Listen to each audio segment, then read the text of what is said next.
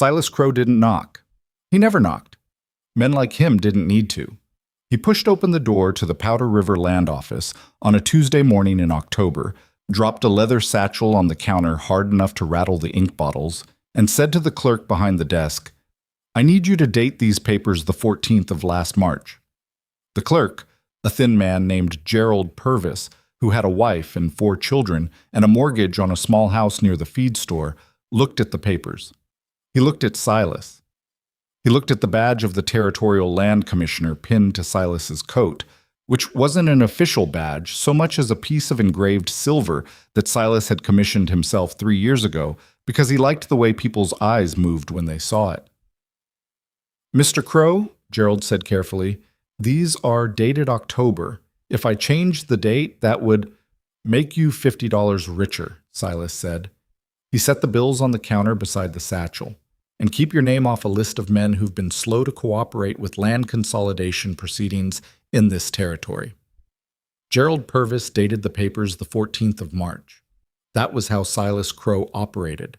Not with a gun, with a pen, a satchel, and the quiet understanding that most men would bend before they broke. He had taken 11 ranches in 4 years that way.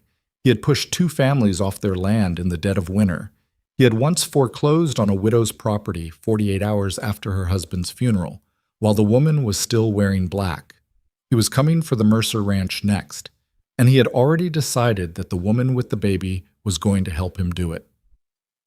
If you've ever watched someone walk away from everything that mattered and convince themselves they were fine, subscribe to this channel right now, because this story is going to stay with you.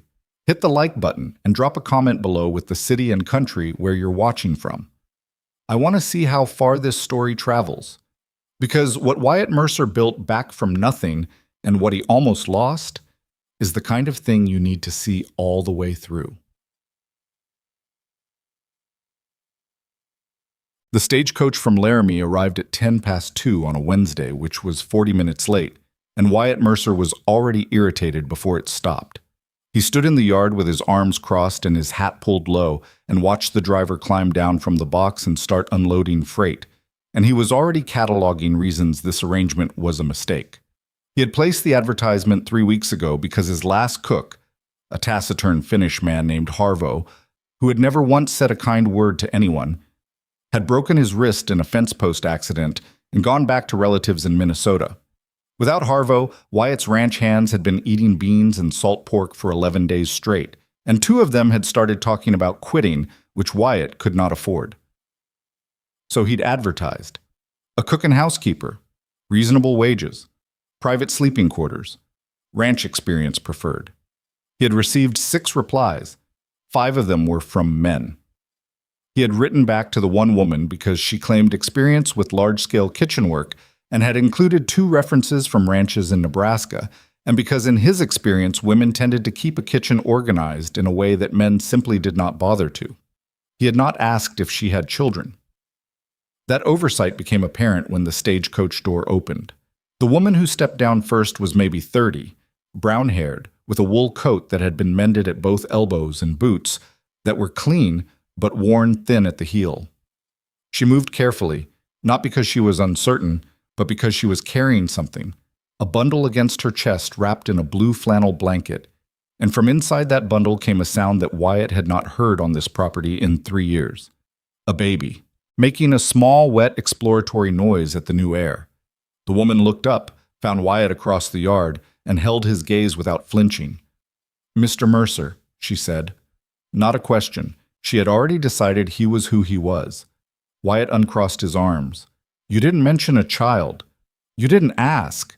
She shifted the baby to her other hip, reached back through the stagecoach door, and pulled out a small trunk that she clearly intended to carry herself. "My name is Eliza Hartwell. I cooked for the Brennan cattle operation outside of Kearney for 2 seasons, and the Aldrich family in North Platte before that. Both references are in writing. My son is 10 months old. His name is Noah. He doesn't scream unless something's wrong. He sleeps through most of the night now, and he will not be underfoot in your kitchen while I'm working." Wyatt looked at the baby. The baby looked at Wyatt with the particular flat curiosity that very young children have before they learn that strangers are something to be cautious about. He had dark eyes and a small red mouth and a smear of something on his chin that might have been dried milk. "I hired a cook," Wyatt said, "not a mother." "You hired a person," Eliza said. "I come as one." The stagecoach driver finished unloading and climbed back to his box without looking at either of them, clearly experienced enough in frontier stops to recognize when a conversation was none of his business. The stage pulled away. The dust settled. Wyatt and Eliza stood in his yard with nobody else between them. "I can't have a baby on this property," he said. "This is a working cattle ranch. There are—" He stopped. He had been about to say there are dangers everywhere, and he stopped because the truth of that sentence went somewhere he did not want to go, not standing here in the open with the afternoon light hitting the ground the same way it had hit it 3 years ago. "It won't work," he said instead. "Then tell me to my face," Eliza said. "Look at me and say it." He looked at her. She was tired. He could see that clearly. Not the ordinary tiredness of travel, but the deeper exhaustion of a woman who had been managing alone for longer than was reasonable. There were shadows under her eyes that no single night's sleep was going to touch. Her coat was too light for Wyoming in October. She had $3 in her left coat pocket, he would later learn, and $1.60 in a knotted handkerchief in her trunk, and those $5 were what remained of the money her husband had left behind after the debts were settled, which were not, as it turned out, all the debts there were.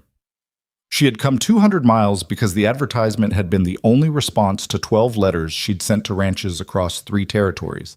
She had a child she could not afford to feed on her own, and skills she had earned the hard way and pride she had not yet decided to put down. 7 days, Wyatt said. The words surprised him somewhat as they left his mouth. Eliza's expression didn't change, but something in her shoulders did. Just a fraction. 7 days, he said again, more firmly, as if that made it more deliberate. You cook for the hands. You keep the kitchen clean. At the end of 7 days, I'll decide if it's working. He paused. The child stays out of my way. The child will stay wherever I put him, Eliza said, which will be wherever is safest and most sensible, same as anything else. She picked up the trunk. Wyatt watched her struggle with it for approximately 2 seconds before some piece of his upbringing that he'd never quite managed to drown out made him step forward and take the other handle. They carried it to the house in silence. The kitchen had not been warm in 11 days. Harvo had kept it functional rather than welcoming, a place to produce food rather than a room where anyone might want to sit. The walls were clean enough, the cast iron stove was solid, and the pantry was adequately stocked. But the whole space had the feel of somewhere that had never been asked to do more than its minimum requirement. Eliza walked through it once, slowly, and didn't say anything. Then she built a fire in the stove, hung her coat on the hook behind the door, wrapped an apron around her waist, settled Noah into a padded wooden crate she'd lined with the flannel blanket, and positioned just close enough that she could see him and far enough from the heat to be safe, and began making supper. Wyatt's ranch hands that evening were 5 men. Colton Reeves, who was 22 and had opinions about everything. Pete Dunbar, who was 40-something and had opinions about nothing. The Aguilar brothers, Marco and Delfino, who shared opinions with each other constantly in a mix of Spanish and English that Wyatt had long since stopped trying to follow. And a drifter who'd been hired on for the fall gather and gave his name as Hatch. No first name offered, none asked for.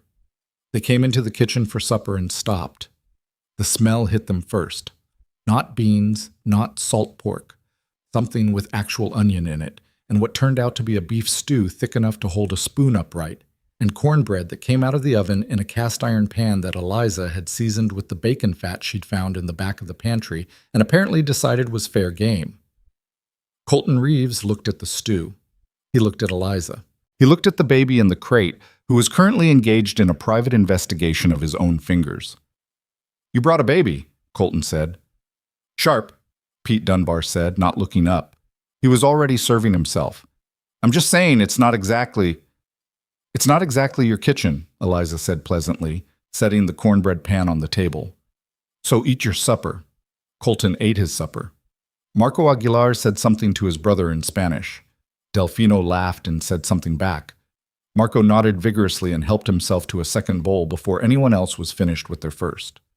Wyatt ate at the head of the table, in the same chair he always ate in, and he did not compliment the food, and he did not engage in conversation, and he watched Eliza move around her kitchen with the particular attention of a man trying to find the flaw in something that appeared to be working better than expected. He didn't find one. What he found instead was this.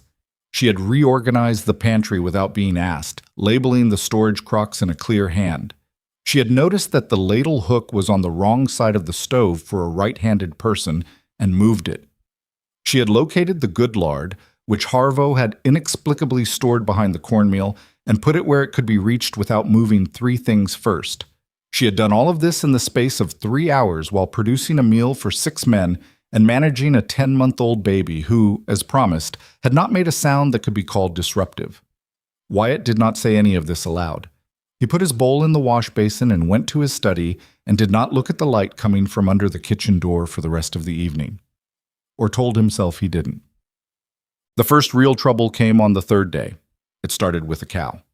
One of the Hereford cows in the east pasture had gone down overnight, not dead but unable to get up, which in Wyatt's experience was often the early stage of dead.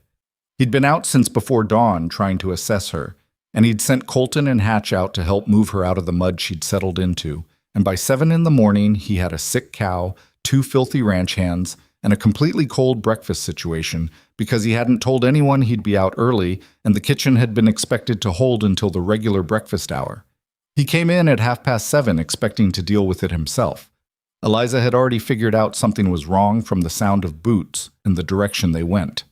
She had breakfast started, had correctly guessed that cold men dealing with a sick animal were going to need something substantial, and had made a full spread. Eggs, the last of the salt pork done right this time with some kind of seasoning on it, fried potatoes with the onion that she was clearly rationing because it was good, and she knew it. Colton and Hatch came in behind Wyatt, both of them muddy to the knee, and Eliza took one look at them and said, "Boots by the door, wash your hands at the pump, don't track that into my kitchen." "Your kitchen," Colton said. 7 days, Eliza said serenely. "It's mine for 7 days." Hatch looked at Wyatt. Wyatt said nothing. He removed his own boots and washed his hands at the pump. After that, Colton removed his boots and washed his hands too. It was a small thing, the kind of small thing that doesn't seem like much until you look back at it and realize it was the moment the balance shifted. Colton Reeves had come onto this ranch at 20 with a chip on his shoulder and a way of testing everything to see where it would give. He had tested Wyatt for a week before deciding Wyatt wasn't going to give. He had apparently decided to test Eliza too, because that was how Colton worked.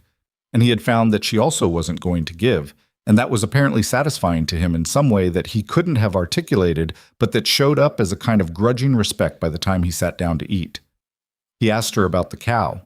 She didn't know cattle medicine, she said, but she'd once had a neighbor in Nebraska who dealt with a cow that had the same symptoms, and the woman had used a particular approach to getting the animal onto her feet. She described it. Colton listened. It wasn't the right solution for this particular cow, as it turned out, but the fact that she'd tried to help with information she had rather than saying it wasn't her problem. That registered. Wyatt noticed all of this from across the table and kept his face still and ate his eggs, which were the best eggs he'd had since his wife was alive. He did not think about that last thought very hard. Noah had begun to take notice of the world in a way that only children in that particular window between infant and toddler do. Everything was interesting to him, and interesting in a total, unself-conscious way, like the world had been arranged specifically for his investigation. The dog, an old cattle dog named Luther, who had entered a phase of his life characterized mostly by sleeping and mild skepticism, became an object of intense fascination. Noah would crawl toward Luther with the focused determination of a man with somewhere important to be, and Luther would open one eye and evaluate the situation and then close it again, which Noah appeared to interpret as friendship. Wyatt saw this from his study window on the 4th afternoon and turned away from it immediately. He had not held the child, had not been in the same room with him unless other people were present.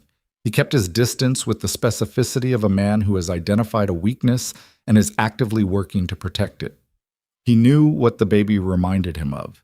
He didn't need to think about it directly to feel its pull. It was enough to know that the feeling was there.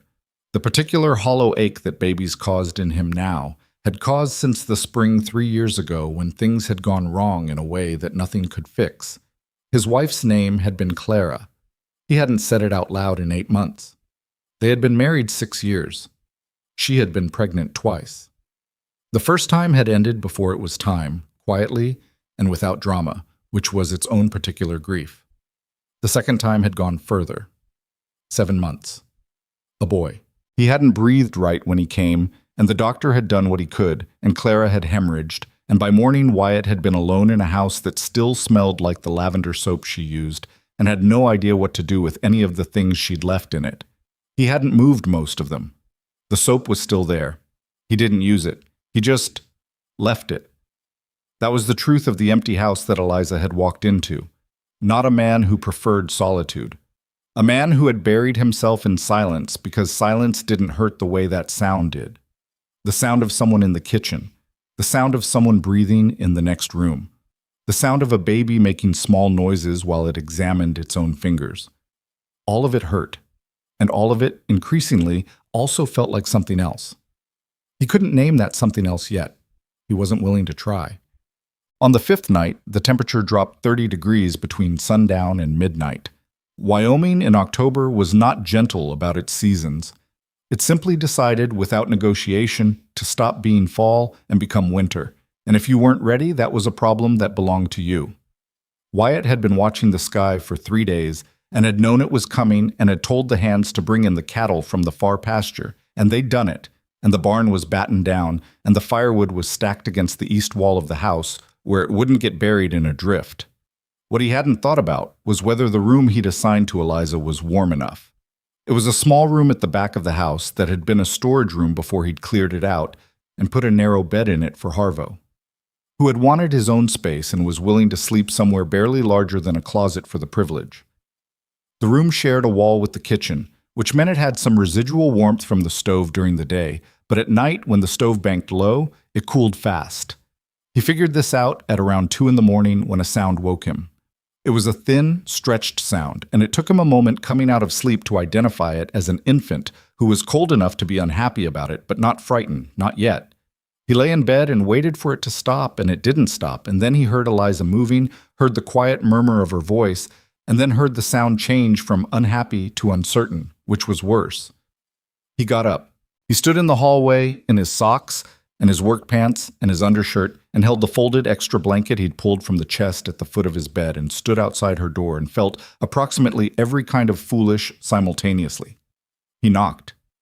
Once. Eliza's voice came back almost immediately, hushed. "I'm sorry. I'll quiet him down." "I've got a blanket," Wyatt said. Silence. "You can just leave it at the door," she said. He could have. He didn't. He wasn't sure why. He opened the door just enough to see her sitting on the edge of the narrow bed with Noah on her lap, both of them in the blue-gray darkness, Noah's small face turned toward him with that same flat, evaluative gaze. Wyatt crossed the room in 3 steps and put the blanket around both of them without a word. Noah grabbed his thumb, just reached out and grabbed it, the way very young children do without any awareness of what they're doing or what it might mean to anyone. Wyatt went very still. The baby's fingers were small and warm and had a surprising amount of grip for something so small, and the grip didn't let go, and Wyatt stood there in the dark with his thumb in a baby's hand for long enough that letting go became a deliberate thing rather than just a thing that happened. He didn't look at Eliza. He looked at the wall. "Room's cold," he said. "I'd noticed," she said. "I'll have one of the men move the extra stove tomorrow. There's a small one in the barn office."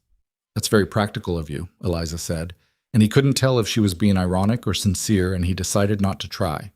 He unhooked his thumb carefully and went back to his room and lay in the dark for a long time without sleeping. On the 6th day, Eliza made pie. It wasn't a calculated move, she would tell him much later. She'd found dried apples in the back of the pantry and some cinnamon and enough lard for a double crust, and she'd made pie because she knew how to make pie, and because the hands deserved something that felt like care, and also because making pie when things were uncertain was something she did. It was a habit she'd developed in the first months after Thomas died. Her husband, dead 14 months now from a lung infection that had started as a cough and had escalated badly before any of them understood what was happening. She missed him in a specific way, not the devastating, hollowing grief of new loss, but the settled, permanent kind. The kind that has moved in and made itself at home, and that you carry rather than fight. She missed his particular way of laughing. She missed the way he'd handled Noah in those early months with a frightened tenderness that had made her love him more, not less. She missed having another person in the world who was on her side specifically. She had come to Wyoming not because she'd been desperate, though she had been desperate, but because she had decided that the only thing worse than making a difficult choice was making no choice and waiting to drown slowly. The pie came out well. She set it on the table at dinner, and the reaction from the hands was the kind that required no words, just the sound of 6 men who had not eaten pie in a significant quantity of time suddenly confronting the fact that there was pie. Wyatt looked at it, and then looked at her and said, "I wasn't aware we had dried apples." "You had them," Eliza said. "They'd just been in the pantry long enough that they were easy to overlook." "I see." "I also found nutmeg," she said, "in case you were wondering." He wasn't sure what he was wondering. He had the pie. It was a very good pie. He ate 2 pieces, which was not something he had any memory of doing since Clara used to make molasses cake in the fall, and he didn't connect those 2 things consciously, not right then, but the connection was there under the surface of everything, which was where all the dangerous things lived. After supper, when the hands had gone to the bunkhouse and the kitchen was quiet, he poured himself coffee and sat at the table while Eliza put Noah down. He heard her moving in the back room, the low sound of her voice making the wordless sounds that put babies to sleep, and then quiet. She came back to the kitchen and stopped when she saw him still there. "Coffee's still hot," he said. She got herself a cup. She sat down across from him, not next to him, across, which was the right call, and they both understood it without discussing it. And they sat in the particular silence of 2 people who are too tired to pretend they have nothing to say, but still haven't found the words for what they actually want to say. 7 days is tomorrow," she said finally. "I know. If you're going to tell me to leave, better to tell me tonight so I can figure out the stage schedule." He turned the coffee cup in his hands. The ceramic was warm. Outside, the wind had come back up, and he could hear it working against the eaves with the specific sound it made in early winter when it meant business. "The pie was good," he said. "The pie is not an argument," she said. "It's pie." "I know what pie is." She looked at him steadily. She wasn't nervous, he noticed. She was tired and watchful and honest in a way that didn't perform itself, just existed. He found that particular quality nearly unbearable in its appeal. "I can't promise it gets easier," he said. "This is a hard property to work. The winters are mean and the work doesn't stop for weather." Eliza said nothing. "I can't promise the hands will make it easy for you," he said. "Colton's come around some, but there's going to be talk in town. Woman on a cattle ranch with a baby, no husband. People will say things." "People say things about everything," Eliza said. "Most of what people say doesn't have much to do with me." He looked at her. "I need a cook," he said, "and you need a place." "That's about the least romantic way to offer someone a job I've ever heard," she said. "I'm not offering something romantic. I'm offering something real." She considered this. Noah made a small sound from the back room and then subsided. The wind pushed at the house. Luther got up from his spot by the stove, turned around twice, and lay back down in a slightly different configuration. "I'll stay," she said, "but I need you to understand something." He waited. "Noah is not a problem I brought with me," she said. "He is not a complication or a liability or a thing to be tolerated.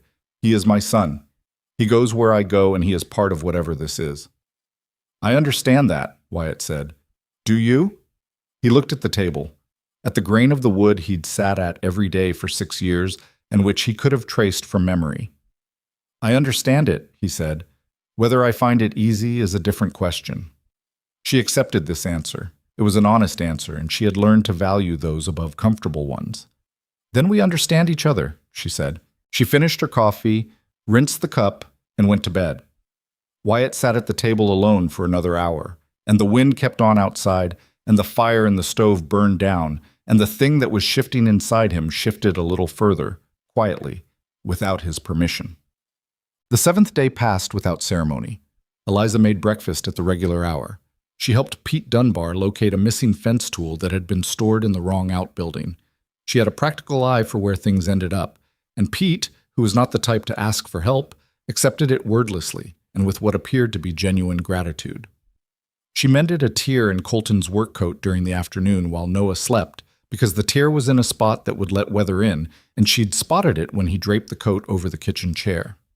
Colton came in later and found it folded neatly on the chair with the mend done in a thread that matched close enough that you'd have to look hard to find it. He picked it up. He didn't say anything. But when Marco Aguilar made a comment over supper that implied Eliza was there on a temporary basis, Colton said, "She's staying," with a confidence he had no particular authority to claim. Marco looked at Wyatt. Wyatt said nothing, which was, for Wyatt, as good as saying yes. The week ended. Another began.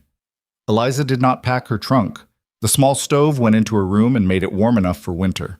Noah learned to pull himself up against the kitchen table and stand swaying for as long as his legs held out, which was getting longer each week. And somewhere in the unremarkable rhythm of days that were too full to leave room for the kind of thinking that breaks a man, Wyatt Mercer began to understand that the silence he had built to protect himself had not been protecting him at all. It had just been keeping him from noticing how cold the house had gotten. He didn't do anything with that understanding yet. He wasn't ready, but it was there. And across the table from him, in a kitchen that smelled like wood smoke, and whatever practical miracle Eliza had managed to make out of the day's available ingredients, a baby stood against the table leg and made an experimental sound of pure satisfaction at having gotten upright. And the old dog lifted his head from the floor, and the fire went on burning. November came in sideways. That was the only way Wyatt knew how to describe it. Not a gradual cooling, not a seasonal transition, but a sideways arrival, like something that had been waiting just past the edge of the property line and finally decided to stop waiting. The temperature dropped another 15 degrees the first week of the month and stayed there, and the wind that came down off the mountains had an edge to it that made the cold personal somehow, like it was specifically aimed. The ranch adjusted the way ranches do, not gracefully, but functionally. The hands moved the cattle rotation earlier in the day to avoid the worst of the afternoon wind. Wyatt spent 3 days repairing a section of the north fence that the early freeze had heaved out of true. Pete Dunbar developed a cough that he refused to acknowledge as a cough, referring to it only as throat trouble, and Eliza started putting a pot of something medicinal smelling on the back of the stove each morning that Pete drank without comment, and which appeared, over the course of 10 days, to work. Nobody remarked on this. It just happened, the way useful things happen when someone is paying attention. Eliza had been on the ranch for 3 weeks now, and the shape of the household had reorganized itself around her presence the way water reorganizes around a new stone, not because anyone decided it should, but because the reorganization made sense, and sense tends to win eventually. The kitchen ran better. The hands ate better. The general atmosphere of the main house, which had operated for 3 years at the emotional temperature of an empty church, had shifted toward something that could at least be called habitable. Wyatt noticed all of this and found it difficult. Not bad difficult. The other kind, the kind where something you had resigned yourself to turns out to be not quite as finished as you thought, and the not quite finished part requires you to readjust every assumption you've been living on. He handled it the way he handled most things he found difficult, by working more and talking less. Eliza let him. She was not a woman who pushed. She had spent enough time in close quarters with grief, her own and other people's, to understand the difference between someone who needed to be drawn out and someone who needed to be left alone long enough to draw themselves out. She watched Wyatt with a quiet attention that wasn't intrusive, the way you watch weather, not trying to change it, just trying to understand what it's going to do. What she observed was this. He was rigidly competent and almost entirely alone in the way that competent people sometimes arrange themselves, as if having nothing to lean on is its own form of strength. He knew this ranch the way you know a thing you have given years of uninterrupted attention to. Every fence post, every cattle disposition, every weak spot in the topography where water would pool in spring and make mud traps for the Herefords. He carried all of it in a mental ledger that he referenced constantly and that he shared with no one, because sharing would have required acknowledging that there were other people present to share with. She also observed that he watched Noah. Not openly. He was careful about it in the way men are careful about things they don't want to be caught doing, but she could feel his attention shift when Noah was in the room. a kind of stillness that was different from his normal stillness, more deliberate, like he was making an effort to look at something else and not entirely succeeding. She didn't mention it. She didn't need to. What she needed in those first weeks was to manage Noah and do her job and stay solvent enough to stop worrying about the $5.60 she'd arrived with, which was already gone, spent on a new pair of boots when hers finally split at the sole on the second week, a split she'd known was coming since Laramie and had been trying to outrun. The boots had been $1.80 from the dry goods in town, the kind of practical purchase that costs more than you want it to and that you are grateful for anyway because your feet are warm. She had not told Wyatt about the boots. She had paid for them herself from her first week's wages and had not raised it as a conversation because it wasn't a conversation, it was just life. But Wyatt had noticed the new boots. He was the kind of man who noticed things without announcing them. And he had noticed that Eliza's boots were different, and he had put together that her previous boots had failed and that she had fixed the problem without asking for anything. And this had registered in his private accounting of her in a way he couldn't have articulated, but that added to whatever column she was accumulating in. The first real trouble between them started over laundry. It was a Monday, which was wash day, and Eliza had set up the wash tub in the side yard and was working through the household linens when Colton came by with a pile of work clothes that he clearly expected to be included. Eliza looked at the pile, looked at Colton. "That's not what I'm hired for," she said. Colton blinked. Harvo always did the laundry. Harvo was hired as a cook and housekeeper for the household. The hand's personal laundry is not the household. You want those washed, you wash them yourself, or you pay the laundry in town. Colton looked at her for a long moment with the expression of a young man recalculating his expectations in real time. Then he took his pile of clothes back to the bunkhouse. He did his own laundry that afternoon, badly, and hung it on the bunkhouse line where it froze before it dried. And the next Monday he brought Eliza $1 and asked, with some residual pride still clinging to the request, whether she'd add his things to her wash in exchange. Eliza said yes. She told him it was 60 cents. He paid 60 cents without argument, which was either honesty or an absence of arithmetic skill, and the arrangement continued from then on. The other hands followed within 2 weeks, Marco first, and then Delfino, and then Pete, who paid without being asked, and with a dignity that suggested he had been waiting for the right structure to emerge before he'd participate in it. Hatch the Drifter did his own laundry the entire time he worked there, and never said a word about it either way. Wyatt found out about the arrangement from Colton and said nothing, which Eliza took correctly as agreement. It was around this time that she started to understand the shape of what Wyatt had lost. She hadn't asked. She was not a woman who asked directly about painful things, partly because it wasn't her way, and partly because she had enough direct experience of people asking her about Thomas with the particular brightness of the very interested to know how much that kind of attention could feel like intrusion rather than sympathy. She wouldn't do that to someone else. But the house told her things that Wyatt didn't. The room at the end of the hall that was always shut. The lavender soap in the pantry that had never been moved and that no one used, sitting on its shelf with the patience of something that has been waiting a long time. The baby things in the storage room. Not many, just a few. A small knitted blanket, the kind made for an infant, still folded, never used in the way things are unfolded and refolded when they're used and then put away.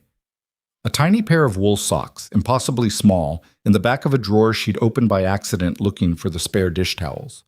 She'd put the drawer back and hadn't said anything, but she understood after that in a way she hadn't fully understood before. Wyatt Mercer was not a man who had chosen silence. He was a man who had been left alone in a house full of small, impossible things and had not known what to do with any of them, and the silence had grown up around him the way underbrush grows up around a structure that no one is tending. Not intentionally, not permanently, but thick enough and complete enough that from the outside it looked like the structure had always been that way.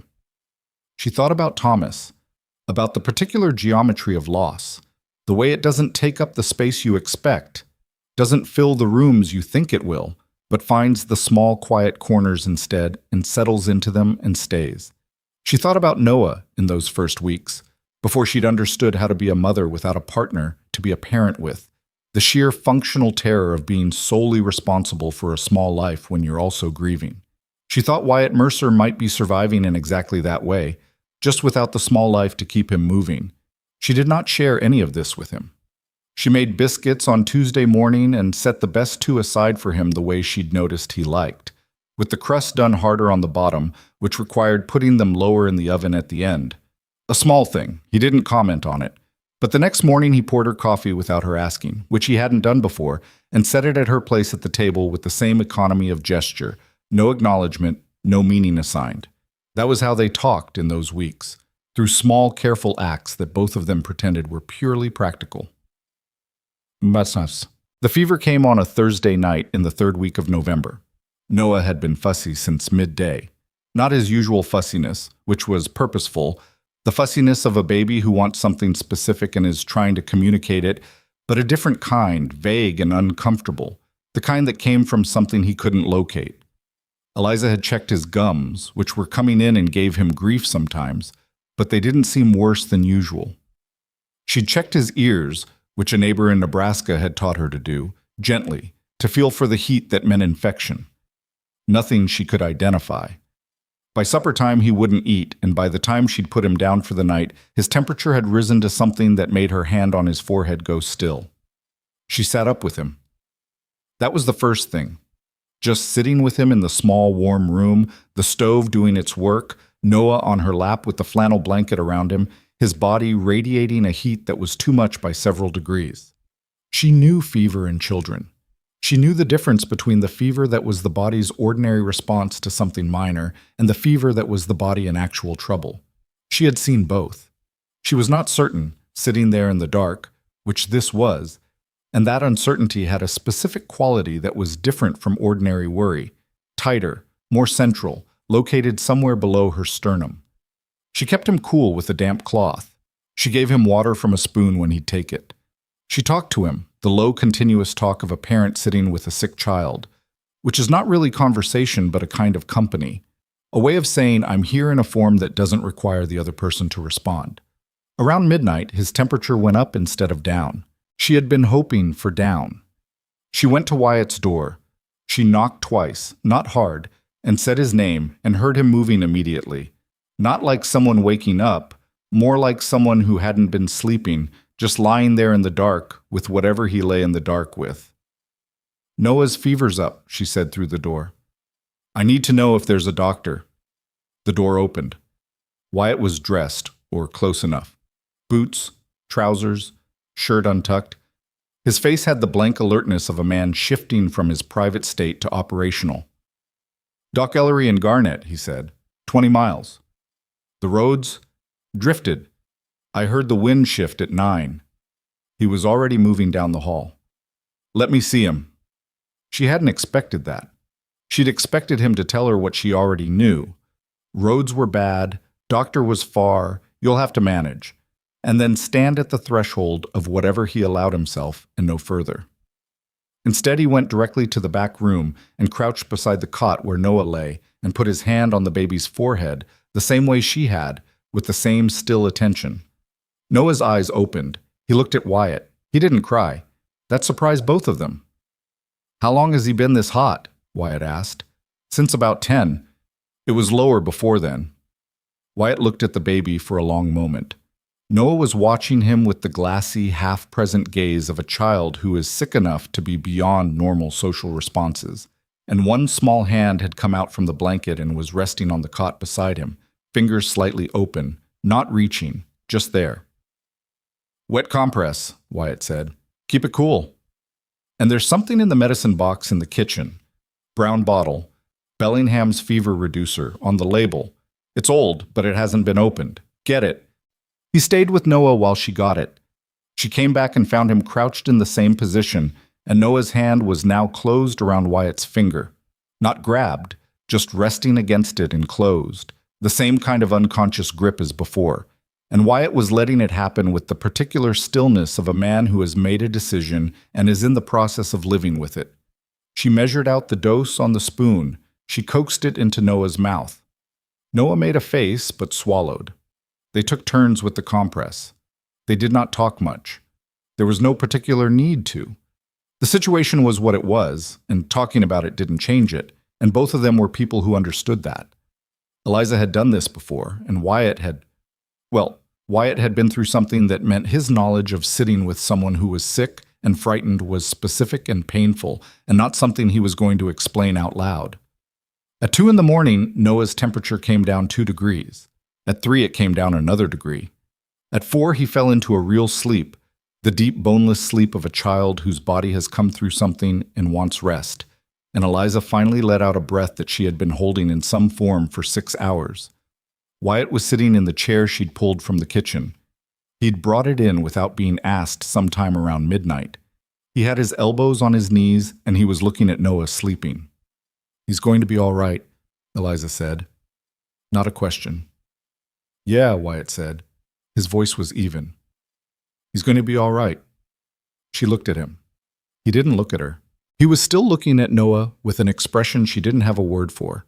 Not exactly grief and not exactly relief, more like someone who has been standing in front of a door that they thought was locked and has discovered it isn't, and doesn't yet know if that's better or worse. "Thank you," she said. "Didn't do much." "You stayed." He didn't respond to that, but he also didn't leave. He sat in the chair while she moved Noah carefully to the center of the cot and tucked the blankets around him, and he was still there when she straightened up and turned around. "Go get some sleep," she said. "I'll sit the rest of the night." "I'm fine here." She looked at him. He was clearly not fine in any sense that involved comfort. He was exhausted, still, cramped in a kitchen chair in a room barely big enough for both of them. But fine in the way he meant it, which was, "I'm not leaving." She sat back down on the edge of the cot. They kept their separate vigil until morning, when the light came gray through the small window and Noah opened his eyes and said something that was not yet a word but was clearly an opinion, and the dog appeared in the doorway, having located Noah's door by smell and considered the situation with ancient eyes. Wyatt looked at the dog. The dog looked at Wyatt. "Out," Wyatt said. Luther turned around and went out. Eliza covered her mouth. She was not going to laugh. She was very tired and very relieved, and the combination of those things meant that everything was slightly closer to the surface than it would normally be. But she was not going to laugh at Wyatt Mercer talking to his dog at 5 in the morning after sitting up all night in a small chair in a cold room. She did not succeed. The laugh was small and exhausted and immediate, and she put her hand over her mouth, and Wyatt looked at her with an expression that was almost something. The corner of his mouth moved. "The dog goes where he wants," Wyatt said, which was true and also the wrong thing to say if your goal was not to make the situation funnier. Eliza laughed again, properly this time, and pressed her face against her hand, and Noah, who was watching both of them from the cot with the focused interest of someone who doesn't understand the joke but wants to be included, made a sound of conversational participation. It was the first time Wyatt had been in the same room as laughter since he couldn't remember when. He found that he had forgotten it felt like something. Not a neutral sensation, but an actual one, like air in a room that had been closed up. He didn't do anything with that. He went to the kitchen and started the stove for breakfast. The Monday after Noah's fever, Colton rode into town for supplies and came back with information that he delivered to Wyatt in the barn with the careful energy of someone who knows what they're carrying is going to land badly. "People are talking," Colton said. Wyatt kept his attention on the harness he was mending. "People always talk." "Not like this." Colton set down the grain sack he'd been holding and leaned against the stall door. "Minna Walsh was at the dry goods. She said it in front of 4 other women, so it's not a rumor. It's policy now. She said Eliza Hartwell is a woman of questionable character, and that any man who'd bring a widow with a fatherless child onto his property is either a fool or something worse." Wyatt kept mending. "She also said," Colton continued, with the specific discomfort of someone delivering the worst part last, "that Noah's father probably isn't dead at all. Just gone." The harness went still. "She said that," Wyatt said. "She did. Loud enough that I heard it from the feed aisle." Wyatt set the harness on the rail. He was quiet for long enough that Colton, who had learned to read the quality of Wyatt's silences, took an involuntary step back. "Minna Walsh," Wyatt said, "has been spreading her opinion about other people's lives since before either of us was born, and the one thing she has never managed to do is be interesting about it." He picked the harness back up. "You buy everything on the list?" "Yes." "Then we're done with this." Colton was not quite done with it. "The thing is," he said carefully, "some of the other ranchers are listening. Garrett Pruitt said at the feed store that he couldn't understand why you'd complicate things." Garrett Pruitt lost his north herd 2 winters ago because he didn't rotate his pasture right, and he's been trying to recoup by selling opinions ever since, Wyatt said. "I don't buy them." Colton was quiet. Then, "Eliza know people are talking." "She knows," Wyatt said. "She's not stupid." He was right. Eliza had heard it before Colton even got back. Mrs. Brower from the neighboring property had stopped by to return a pie dish she'd borrowed from the previous cook, and had delivered the community's assessment of the situation along with the dish, with the particular efficiency of people who believe they're doing you a favor by telling you bad news. Eliza had listened, had thanked Mrs. Brower for returning the dish, had closed the door when Mrs. Brower left, and then stood in the kitchen for a long moment doing nothing, which was unusual for her. Noah, who was sitting on the kitchen floor methodically removing things from a low shelf that Eliza had cleared for exactly this purpose, looked up at her, assessed the situation, and went back to his project. She started supper. She made something more complicated than supper needed to be, a stew with dumplings that required sustained attention and specific timing, the kind of recipe that keeps your hands busy and occupies enough of your brain that the part of your brain that wants to sit down and feel the full weight of what people are saying about you doesn't get the floor. It helped. It didn't fix anything, but it helped. When Wyatt came in for supper that evening, he looked at the stew and then at her, and she looked back at him with the even expression she used when she had already processed something difficult and filed it somewhere practical. "Heard Colton went to town," she said. "He got everything on the list." "And some extra," she said. He sat down. He picked up his spoon. "It'll settle," he said. "Town talk always settles when something else comes along." "I know that," Eliza said. She set the bread on the table. "I'm not worried about the talk." "Then what are you worried about?" She looked at him across the table with the directness she used sparingly, the kind that meant she was about to say something real rather than something functional. "I'm worried," she said, "about whether you can weather it. Them saying things about you because of me." The other hands went quiet at the table with the collective discretion of men who have learned when a conversation is not theirs. Wyatt looked at her. "I've been weathering things longer than you've been in Wyoming," he said. "I expect I'll manage." It was not an assurance exactly, but it was what she needed, and they both understood that, and Eliza served the stew and the evening went on. The shift between them that night with Noah had done something that neither of them had asked for and neither of them was managing to undo. It wasn't affection, exactly. It was something more foundational than that, a recognition, maybe, of what the other person was actually built from. Eliza had watched Wyatt sit in that chair all night and understood something about him that 3 weeks of daily proximity hadn't yet shown her. And Wyatt had picked up the child. He had done it without deciding to, which was the only way he'd have done it at all. And now the fact of having done it was sitting in him like an object he'd swallowed that he needed to find a way to make room for. He had not held a child in 3 years. The size of that, how small Noah's weight was, how specific, how warm through the blanket, had gone into him somewhere he couldn't get at directly. He couldn't think about it straight on. He could only notice it at an angle, the way you notice the sun by looking at what it lights rather than at the sun itself. He started talking to Noah. Not conversations, just acknowledgments. The way you acknowledge a dog or a piece of equipment you've been working on for a long time. Noah would be on the floor with his collection of interesting objects, and Wyatt would pass through and say, "What have you got there?" without really expecting an answer. And Noah would hold up whatever it was for inspection, and Wyatt would look at it and sometimes give a verdict, "That's a spoon," or "Don't put that in your mouth," and move on. Eliza watched this from wherever she was without comment. Colton watched it once and immediately found something that needed his attention in the yard. The weeks turned. The snow came and stayed. The ranch settled into its winter rhythm, which was slower but not gentler. The cattle needed more attention in cold, and the barn work increased, and the days were shorter and the work found a way to fill them anyway. Eliza kept the house running with the particular efficiency she'd developed as a woman who has learned that a system maintained is less exhausting than a system rebuilt from collapse every third day.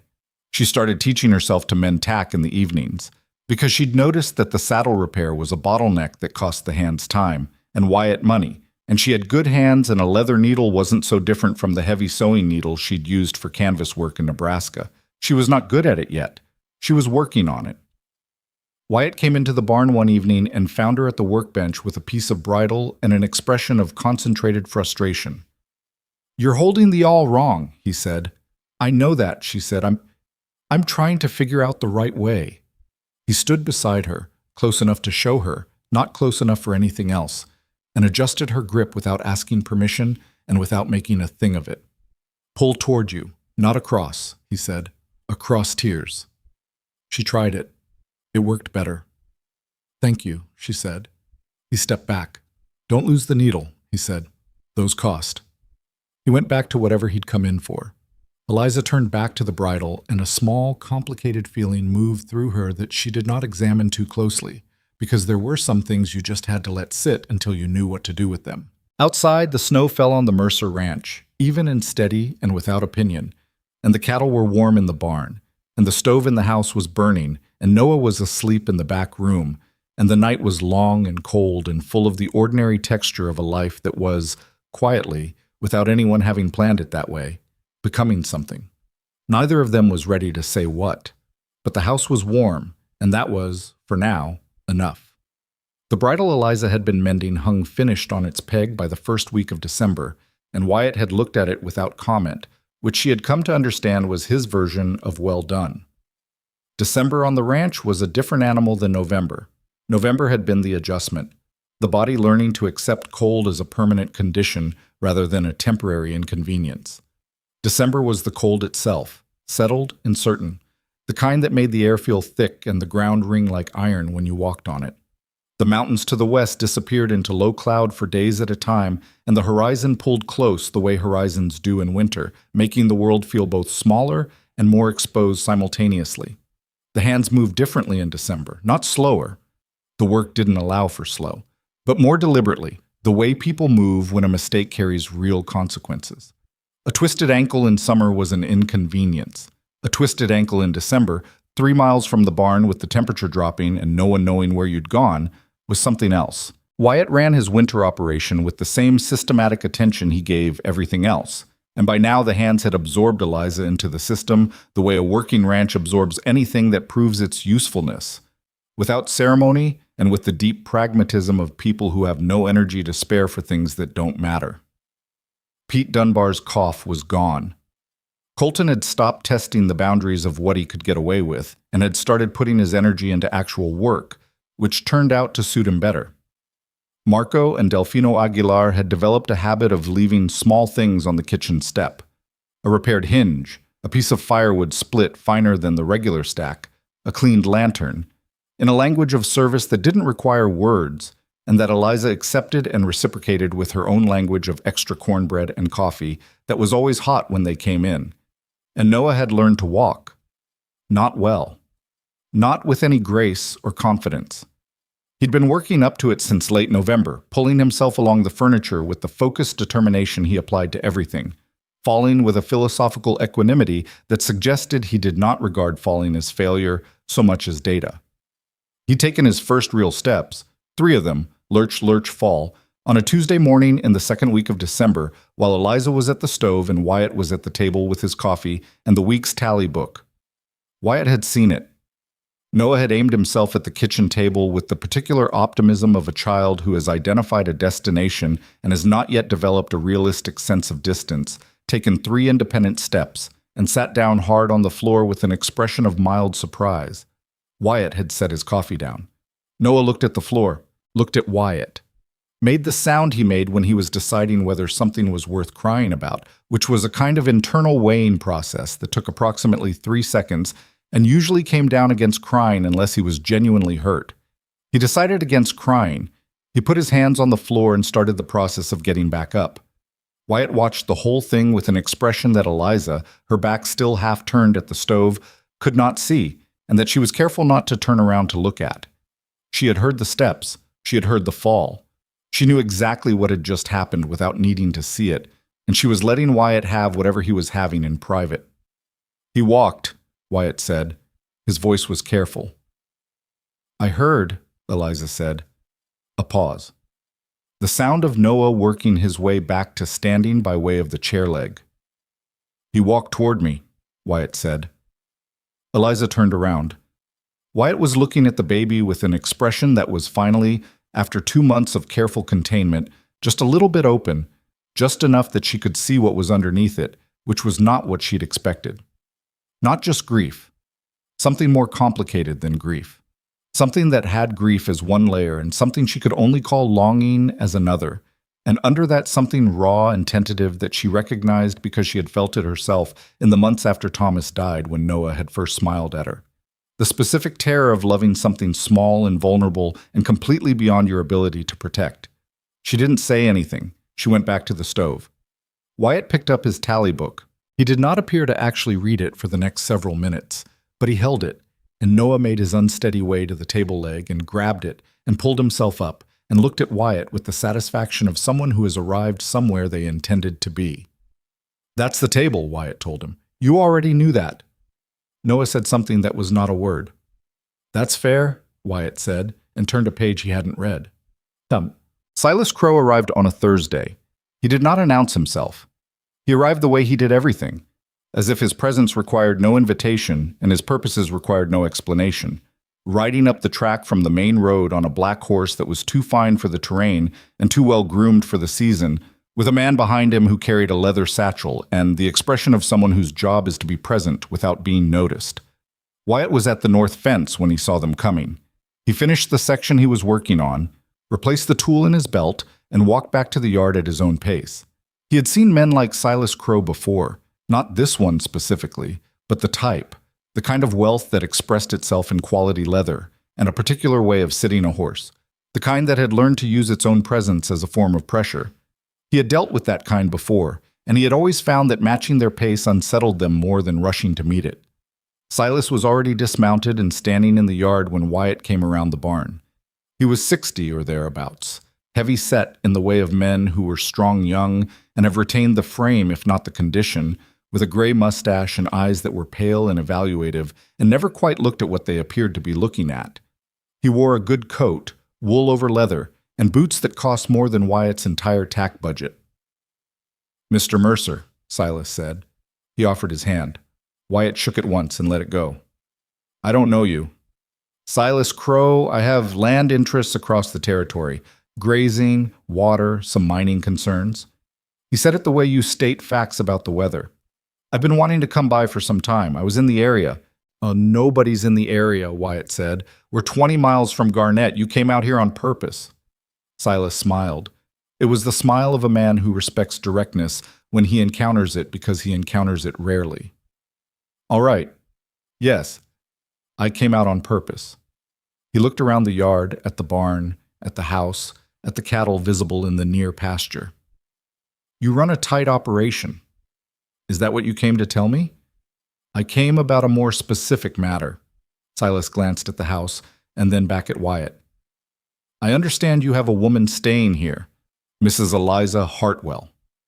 The quality of the silence in the yard changed. My cook and housekeeper, Wyatt said. His voice did not change. Of course. Silas nodded with the nod of a man filing away a useful clarification. I knew her late husband, Thomas Hartwell, worked a small property outside of Cheyenne before he passed. I see. Sad situation, Silas said. The man left some debts. I hold some of those notes. He gestured to the man with the satchel, who opened it and produced a folded document. I've been making efforts to locate Mrs. Hartwell to discuss the outstanding amounts. Wyatt did not take the document. Debts from a dead man are the dead man's debts. Under normal circumstances, yes. Silas took the document himself and opened it. But Mrs. Hartwell co-signed 2 of the notes. Her signature is on the obligation, which means the obligation transferred. From inside the house came the sound of Noah, and then Eliza's voice, and then quiet. Wyatt looked at the document without touching it. The paper was good stock, the kind that cost money to produce, and the printing on it was professional and specific and had the weight of a thing that someone had put time into making look legitimate. "How much?" Wyatt said. $340, Silas said. He said it simply, without inflection, the way you say a fact you're confident in. Accumulated over 2 notes at differing interest rates. Mrs. Hartwell has been difficult to locate, which has allowed the interest to compound. $340 was, in the winter of that year, approximately what a working ranch hand earned in 14 months. It was more money than Eliza had seen in total since Thomas died. It was the kind of number that didn't present itself as a problem so much as a wall. "I'll need to see the original notes," Wyatt said. Silas looked at him. "These are copies certified by the Territorial Land Commissioner. I'll need to see the originals, and I'll need time to have them reviewed." Something moved in Silas Crow's pale eyes. Not surprise exactly, more like adjustment. The recalibration of a man who had expected less resistance and is quickly accounting for more. That's an unusual response from a man who claims to have no formal connection to Mrs. Hartwell's financial situation. "I'm a careful man," Wyatt said, "and I don't do business with documents I haven't had verified." Silas folded the papers. He tucked them back in the satchel himself rather than handing them to his man. "I'll leave copies for your review," he said. "But I should be direct with you, Mr. Mercer. The Territory doesn't take kindly to debtors who relocate without notification. If this matter isn't addressed in a reasonable time frame, there are legal mechanisms that can make things inconvenient." He paused. "For Mrs. Hartwell, and potentially for anyone who has provided her with shelter in the interim." "I'll keep that in mind," Wyatt said. Silas Crow rode away the way he had arrived, unhurried, the fine black horse picking through the frozen ruts of the track with its practiced ease. Wyatt stood in the yard and watched him go until the horse and its rider had shrunk to a dark point against the pale winter land, and then disappeared into the tree line along the creek. Then he went inside. Check. Eliza was at the table with Noah on her hip when Wyatt came through the door. She looked at his face and set Noah on the floor and waited. He put the copies of the documents on the table without a word. She looked at them. Her face as she read was controlled in the specific way that faces are controlled when the person behind them is managing something they don't want to show. She read them twice. Then she put them flat on the table and looked at the wall for a moment. "He came to you," she said. "He came to the property. He could have written to me. He knew I was here. He'd already been to town asking, I'd wager." She looked at the documents again. "He came to you on purpose." "Yes," Wyatt said. She was quiet. Her hands were on the table, not quite still. A faint movement in the fingers, the physical tell of someone who thinks better when their hands are engaged and who is currently thinking hard. "The second note," she said. "I've never seen it. I co-signed one note. One. When Thomas was trying to buy the extra seed stock the second spring, he said he'd handled everything else himself." She pressed her fingers flat. "I didn't know about a second note." Wyatt looked at the document. The second note had her name on it in a signature that was close but not exact. The kind of close that was designed to pass a quick inspection, but that might not survive a careful one. "That's not your signature," he said. She looked at him. "I've seen you write," he said. "You curl your L's. This one doesn't." She stared at him. Then she looked at the document with a different quality of attention. "He forged it," she said. "I think so. Which means he's done this before, because nobody forges a land note by accident. That takes practice, and it takes access to the right records, and it takes either a corrupt commissioner or someone pretending to be one." The room was quiet. Noah was on the floor conducting his usual investigation of the low shelf. The stove ticked. "He doesn't want money," Eliza said slowly. Wyatt had already come to the same conclusion, but he let her arrive at it herself. $340, she said. "He didn't ride 20 miles in December for $340. She looked up. "What's on this land that's worth more than that?" "The spring," Wyatt said. She waited. "There's a spring on the northeast corner of this property," he said. "Natural spring. Feeds a creek that runs through 4 other properties between here and the Miller Valley.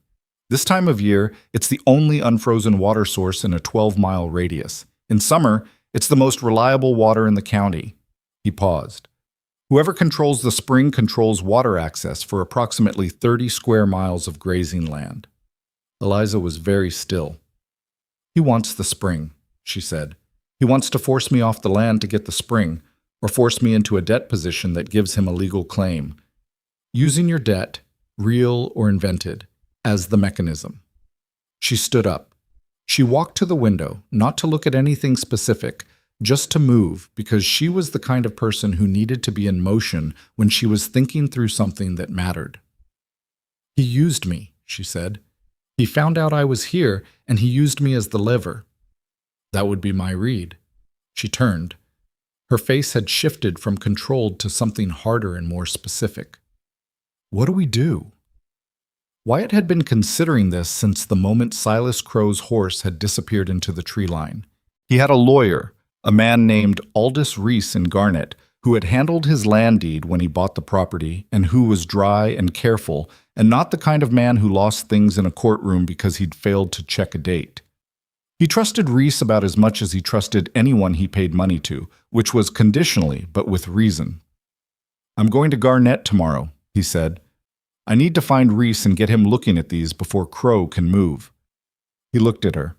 I need to know everything about the debt Thomas carried. All of it. Everything you knew and everything you didn't know, you didn't know. That's going to be a long conversation, she said. Then start now. She pulled out the chair and sat back down. Noah had apparently grown bored of the shelf project and crawled to the table and was working on pulling himself up against Wyatt's leg, which Wyatt was ignoring with the deliberate quality of a man pretending not to notice something that he has in fact noticed completely. Thomas was not a bad man, Eliza said. She said it the way people say things they've had to clarify before, when the story ahead of them is complicated and they want to establish the foundation before they get into the structure. He was not a careful man. He believed things were going to work out in ways that didn't always account for the specific mechanisms by which they might not work out. The seed note, Wyatt said. The seed note was real, $120, borrowed from a lending operation in Cheyenne. I signed it because we both signed it. That was how it worked. The lender required both signatures on any married couple's debt. Thomas paid $60 of it before he got sick. She folded her hands.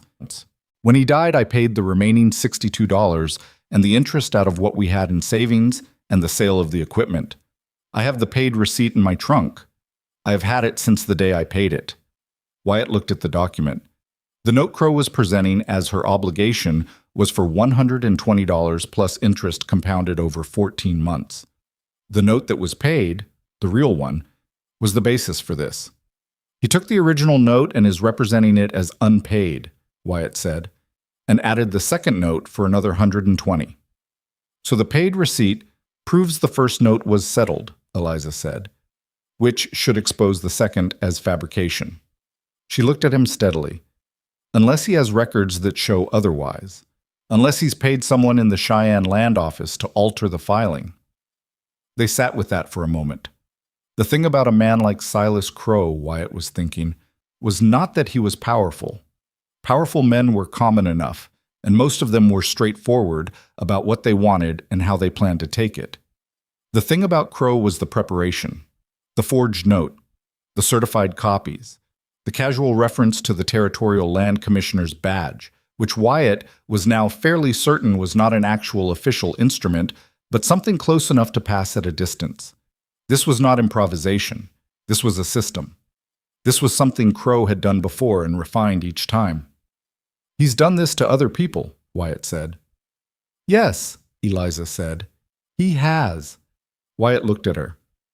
I heard things in Cheyenne, she said. After Thomas died, I was still there for 2 months before I started writing to ranches. There was a family named Proctor who lost their grazing lease the same way. A debt they swore they'd never taken. Documents that appeared from nowhere. A commissioner's seal that nobody could verify. They were off their land in 60 days. Her voice was even and factual, but her hands on the table were not quite flat. A faint tension in them that gave away what the voice didn't. I didn't connect it to us at the time. Why would I? We were a widow with a baby and a paid debt. We weren't a target for anything. She paused. Until we were. Wyatt stood up.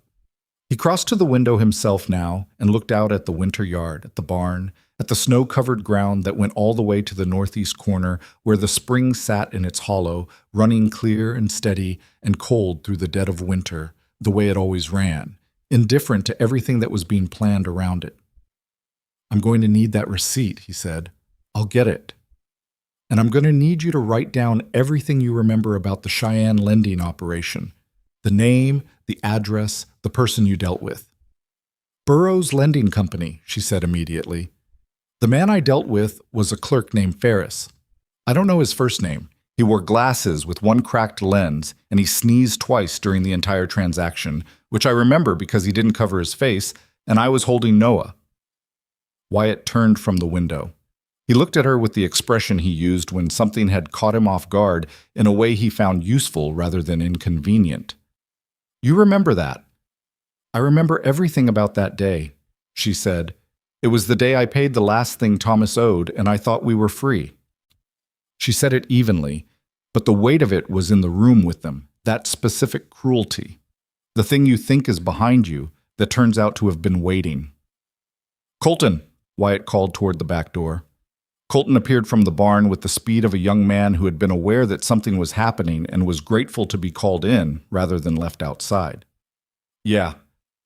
Ride to the Aguilar's place and get Marco. I need him here tonight." Colton looked from Wyatt to Eliza and back. "How bad?" "Not too bad yet," Wyatt said. "I want it to stay that way."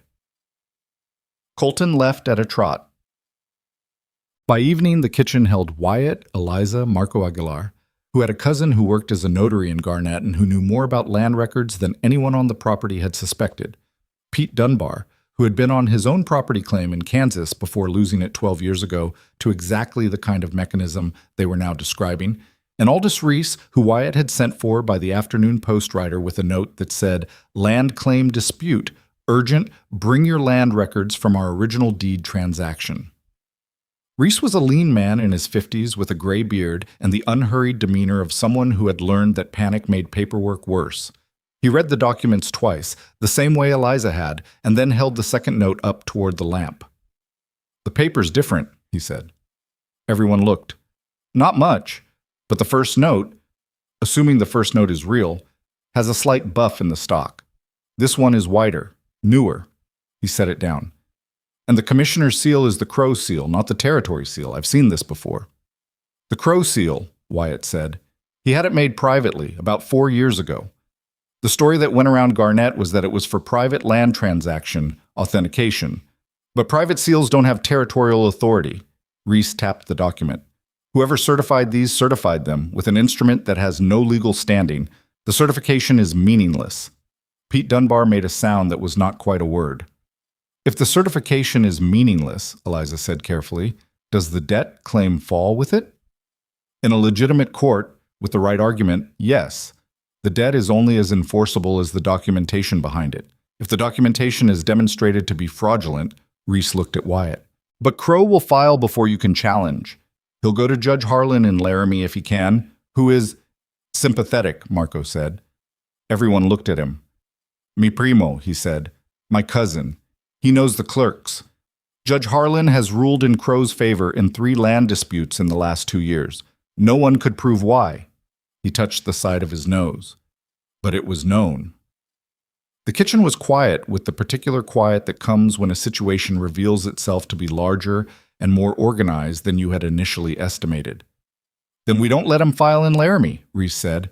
"We file first, here in the Garnett District, where Judge Morton sits and where I have worked for 20 years. He began laying out papers on the table with the systematic attention of a man who has been waiting for a fight that suits him. "We challenge the documentation. We submit Mrs. Hartwell's paid receipt as evidence the original note was settled, and we call witnesses who know of Crow's previous actions." "The Proctors," Eliza said. "In Cheyenne. Can you locate them?" "I know the name of their eldest son. He stayed in Cheyenne after his parents went back to Missouri. He'd be easy to find." "Write to him tonight," Reese said. "Tonight, not tomorrow." He looked at Wyatt. "And I need you to understand something, Wyatt. This is going to be expensive." "How expensive?" Reese named a figure. Wyatt was quiet for a moment. He thought about the horses. He had 4 quality Herefords he'd been planning to sell in spring, and 2 horses, a bay and a roan, that were good enough to command a real price at the Laramie auction. Selling them in December rather than spring would cost him 15% of what they'd bring in April. That was not a comfortable number. He thought about the spring, about 30 square miles of grazing land, about what it would mean if Crow controlled the water. "I'll have the money by Friday," he said. Reese looked at him. "You're sure?" "I'm sure," Wyatt said. He was not entirely sure. He was sure that the alternative was worse, which was a different thing, but close enough. After Reese left and Marco had ridden back to his brother, after Pete had gone to the bunkhouse and Colton had come back in from wherever he'd been pretending to be useful near the barn, Wyatt sat at the kitchen table alone for a long time. Eliza came back from putting Noah down. She looked at him and looked at the documents on the table and began gathering them into the organized pile that Reese had left them in. She was careful with them, the way you're careful with things that matter. "You're selling the horses," she said. It wasn't a question. "The bay and the roan." "I'm sorry." "Don't be," he said. "Wyatt." She said his name the way she said things she meant to land, not to float. "This is my trouble that you are It's my land," he said, "and my spring. And Crow would have come for both of those, with or without you here. You just happened to hand him a door." He looked at her. "He would have found a door regardless." She was quiet. "What I want to know," Wyatt said, "is who told him you were here?" She sat down. "It could have been anyone in town." "It could have been anyone in town who knew who to tell it to," he said. "Which is different. Someone knew Crow was looking for you. Someone knew enough to carry the information to him." The fire in the stove settled. Outside, the wind had started again, the night wind that came off the mountain and made the whole structure of the house speak quietly in its own language. "What happens if we lose the filing?" Eliza said. Wyatt looked at the table. "We're not going to lose the filing. But if we do..." He was quiet for a long moment, long enough that she understood he was not going to give her a reassurance he hadn't earned. "If we lose," he said, "we find another way. There's always another way if you're still standing." She nodded. She didn't look relieved exactly, but she looked steadied, and for her, in this situation, that was the same thing. Wyatt gathered the remaining documents into the leather folder Reese had left. He put the folder on the shelf where he kept the land deed and the cattle registry and the other things that mattered. "I need you to do something tomorrow," he said. "Yes. I need you to go about the day exactly as you normally would." He looked at her. "Don't behave like someone who's worried. Don't behave like someone who knows a fight is coming. If Crow has someone watching this property, and I think he might, I don't want him to know we're already moving." Eliza met his gaze. "I've been not showing what I'm feeling for 2 years," she said. "I think I can manage one more day." He believed her. He went to his study and lit the lamp and sat down and began composing in his head the list of everything that needed to happen in the next 5 days, in order, with no room for error. He had dealt with men who had more money than him before. He had dealt with men who had more legal resources. What he had never done was deal with someone who had built a specific system for taking things from people who were not prepared to lose them. He was, he thought, prepared. Or he was going to be, which, in his experience, was close enough. The lamp burned low on the desk, and outside the snow fell, and the spring on the northeast corner of his land ran cold and clear and steady through the dark, not knowing and not caring what was being planned around it, just doing the thing it had always done, the way water does, moving forward, finding its way through whatever it found in front of it, never stopping. Wyatt sold the bay on Friday morning and the roan on Friday afternoon, and by Friday evening he had Reese's retainer in a sealed envelope on the shelf next to the land deed, and the ranch was 2 horses lighter and the thing was in motion. He did not tell Eliza what the horses had brought. She didn't ask. She understood, in the way she understood most things about the ranch by now, that some information was operational and some was personal, and that Wyatt sorted carefully between the two, and that this one had landed in the personal column. She respected that. She had her own columns. What she had done in the 5 days since Crow's visit was write 4 letters. One to Daniel Proctor, the eldest son of the Cheyenne family Crow had dispossessed, at an address she'd gotten from a woman she'd briefly known there. A laundress who kept track of everyone because her business depended on it.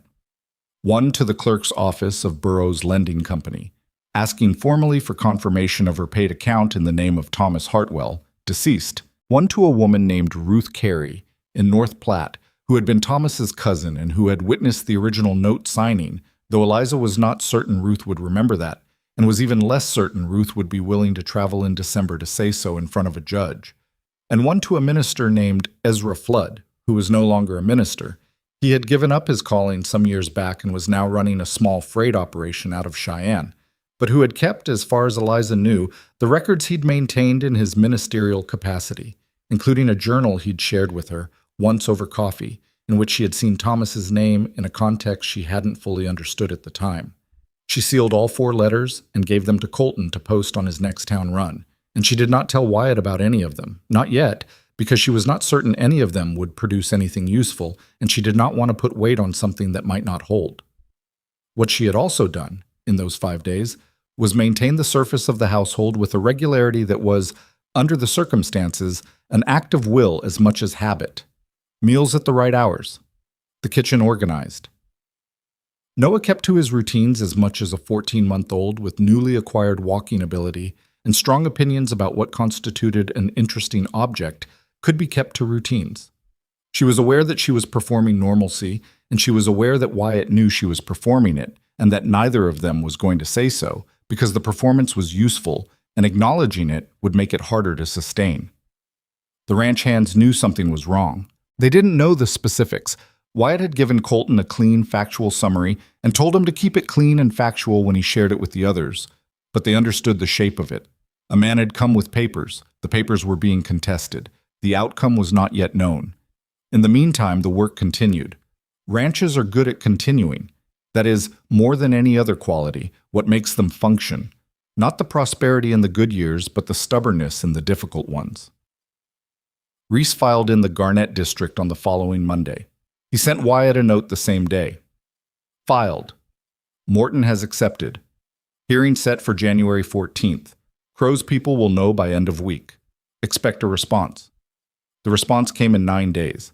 It came not from Crow directly, but from a man named Hargrove, who presented himself at the ranch on a Tuesday morning as Crow's legal representative, and who had the particular quality of a man who has been in enough rooms where people lose things that he has stopped thinking about it as loss and started thinking about it as process. He was precise and well-dressed, and he handed Wyatt a counterfiling document with the smooth motion of someone handing over something entirely routine. Wyatt read it on the porch, with Hargrove standing in the yard below him. The counterfiling was not a response to the challenge. It was a separate action, an application for a water rights survey on the northeast corner of Wyatt's property, citing a disputed boundary claim that had, as far as Wyatt could tell, been entirely invented in the last 9 days. The boundary dispute would, if accepted by any court sympathetic to Crow, put the spring in a surveyed gray zone, not Crow's land, but not clearly Wyatt's either, which was exactly the ambiguity Crow needed to make a water rights claim viable. This boundary has never been in dispute, Wyatt said. My client has located a survey record from 1871 that suggests the original land grant lines were imprecisely drawn, Hargrove said. He said it with the tone of a man reading from a document he did not personally need to believe. The 1871 survey was confirmed by the Territorial Land Office in 1874, Bus, Wyatt said. My deed is based on the 1874 confirmation. My client intends to challenge the 1874 confirmation on the basis of surveyor error. Wyatt looked at him for a long moment. You do this for a living, he said. I practice land law. Yes. And you're comfortable with it. Hargrove blinked. It was the only crack in his professional surface. I'm not sure that's relevant, Mr. Mercer. No, Wyatt said. I don't suppose it is. He folded the counterfiling and held it at his side. Tell your client I'll see him in Morton's court on January 14th. Hargrove turned his horse and rode. Wyatt went inside and put the counterfiling next to the original documents and stood looking at the shelf for a moment. Then he went to find Reese, which meant riding to Garnet, which he did that afternoon in weather that was not interested in his schedule, a hard northwest wind that found every gap in his coat and drove ice crystals into his face for the entire 20 miles. Reese read the counterfiling without expression, and then set it down and laced his fingers together on his desk. "He's good," Reese said. "He's had practice," Wyatt said. "The boundary challenge is the problem. The debt documents. I'm confident we can expose those. The paid receipt, the paper discrepancy, the fake seal, possibly the testimony of this Proctor boy if you can get him here. That case I can win." He looked at the counterfiling. "The boundary challenge is different. That goes to survey records, and those records are in a territorial archive in Cheyenne, and if Crow has someone in that archive, can we get the original survey records? I can request them, but a request goes through the same archive." Reese picked up his pen and put it down again. "What I need is someone who was present at the 1874 confirmation, a witness who can testify to what was surveyed and where." Wyatt thought about this. The 1874 survey had been conducted 11 years ago. The man who had done it, a surveyor named Porter, had died 6 years back. His assistant, a young man at the time named Cliff Sayers, had gone on to run his own survey operation somewhere in the territory. "Sayers," Wyatt said. "Cliff Sayers. He was on the 1874 survey." "Find him," Reese said. Finding Cliff Sayers took 4 days, 2 telegrams, and Marco Aguilar's cousin, the notary, who turned out to have hired Sayers for a job in Casper 3 years ago and still had his last known address in a file box under his desk. Sayers was now in his mid-30s, running a modest but legitimate survey business out of Buffalo, Wyoming. And when Wyatt's telegram reached him, he replied within 12 hours. "Remember the Mercer property survey. Have the field notes from the 1874 job. Available to testify if travel covered. Clifford Sayers." Wyatt covered the travel. He also, in those same 4 days, received 2 of the 4 letters back. The first was from Burroughs Lending Company in Cheyenne. It was a brief and formal letter stating that the account of Thomas Hartwell, deceased, showed a balance paid in full as of the recorded date, and that no secondary note existed in their records under that name or any variation thereof. It was signed by the company's chief clerk and bore the company's actual seal, which was nothing like the Territorial Land Commissioner's seal and nothing like Crow's private seal. It was a small, unpretentious stamp that looked exactly like what it was, a legitimate business instrument. Wyatt read this letter twice and felt something in his chest loosen by approximately 1 degree. The second letter was from Daniel Proctor in Cheyenne.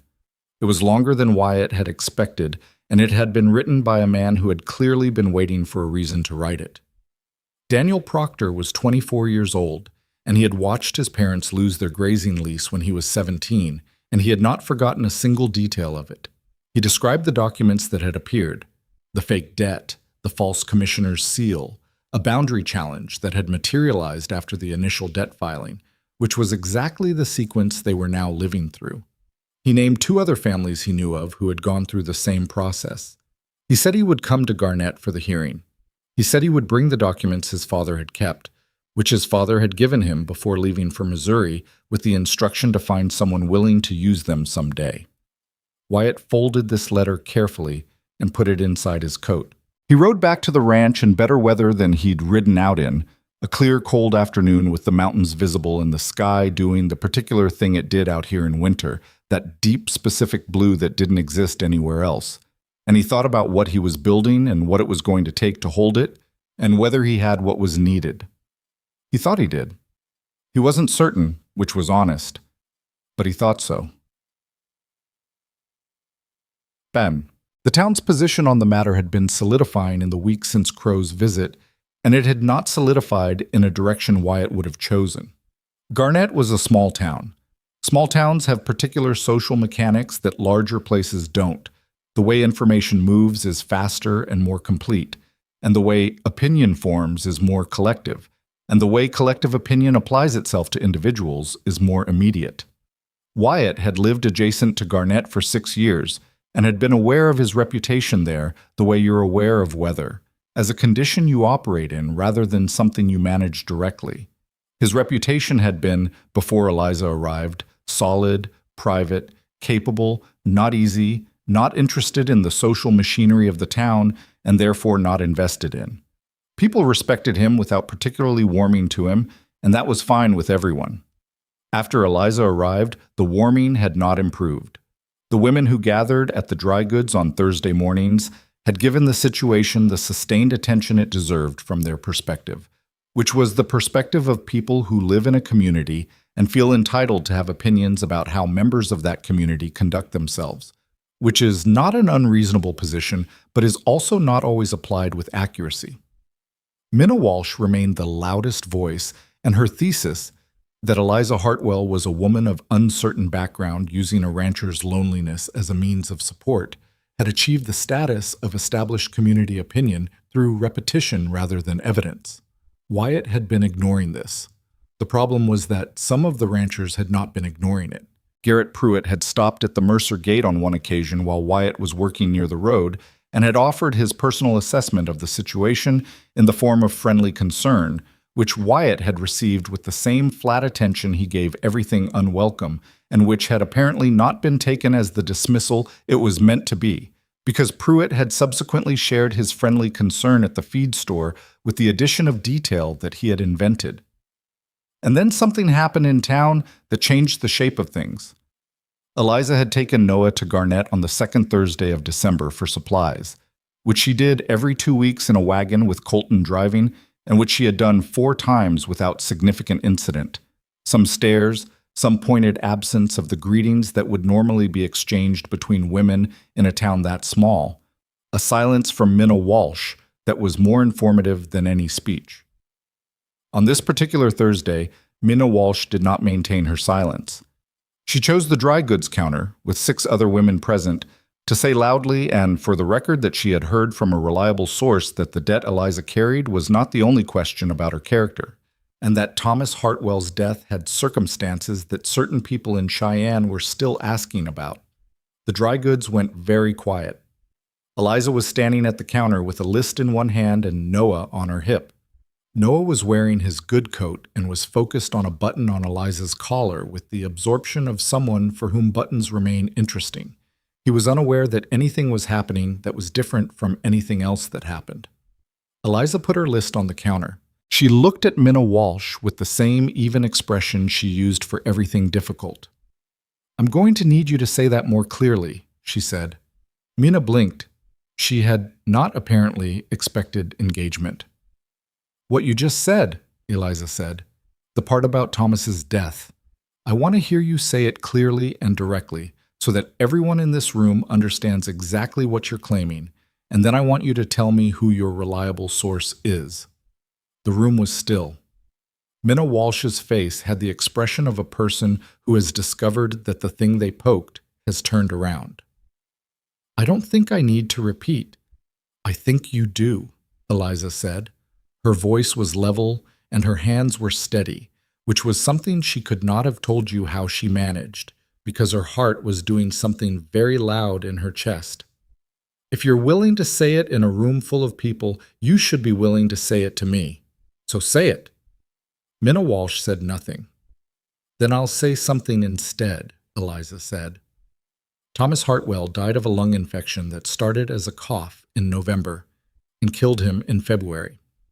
The doctor in Cheyenne who treated him is named Dr. Marcus Webb, and he is alive and practicing and available to state in writing that there was nothing complicated about my husband's death, except that he died too young and left me alone with a baby.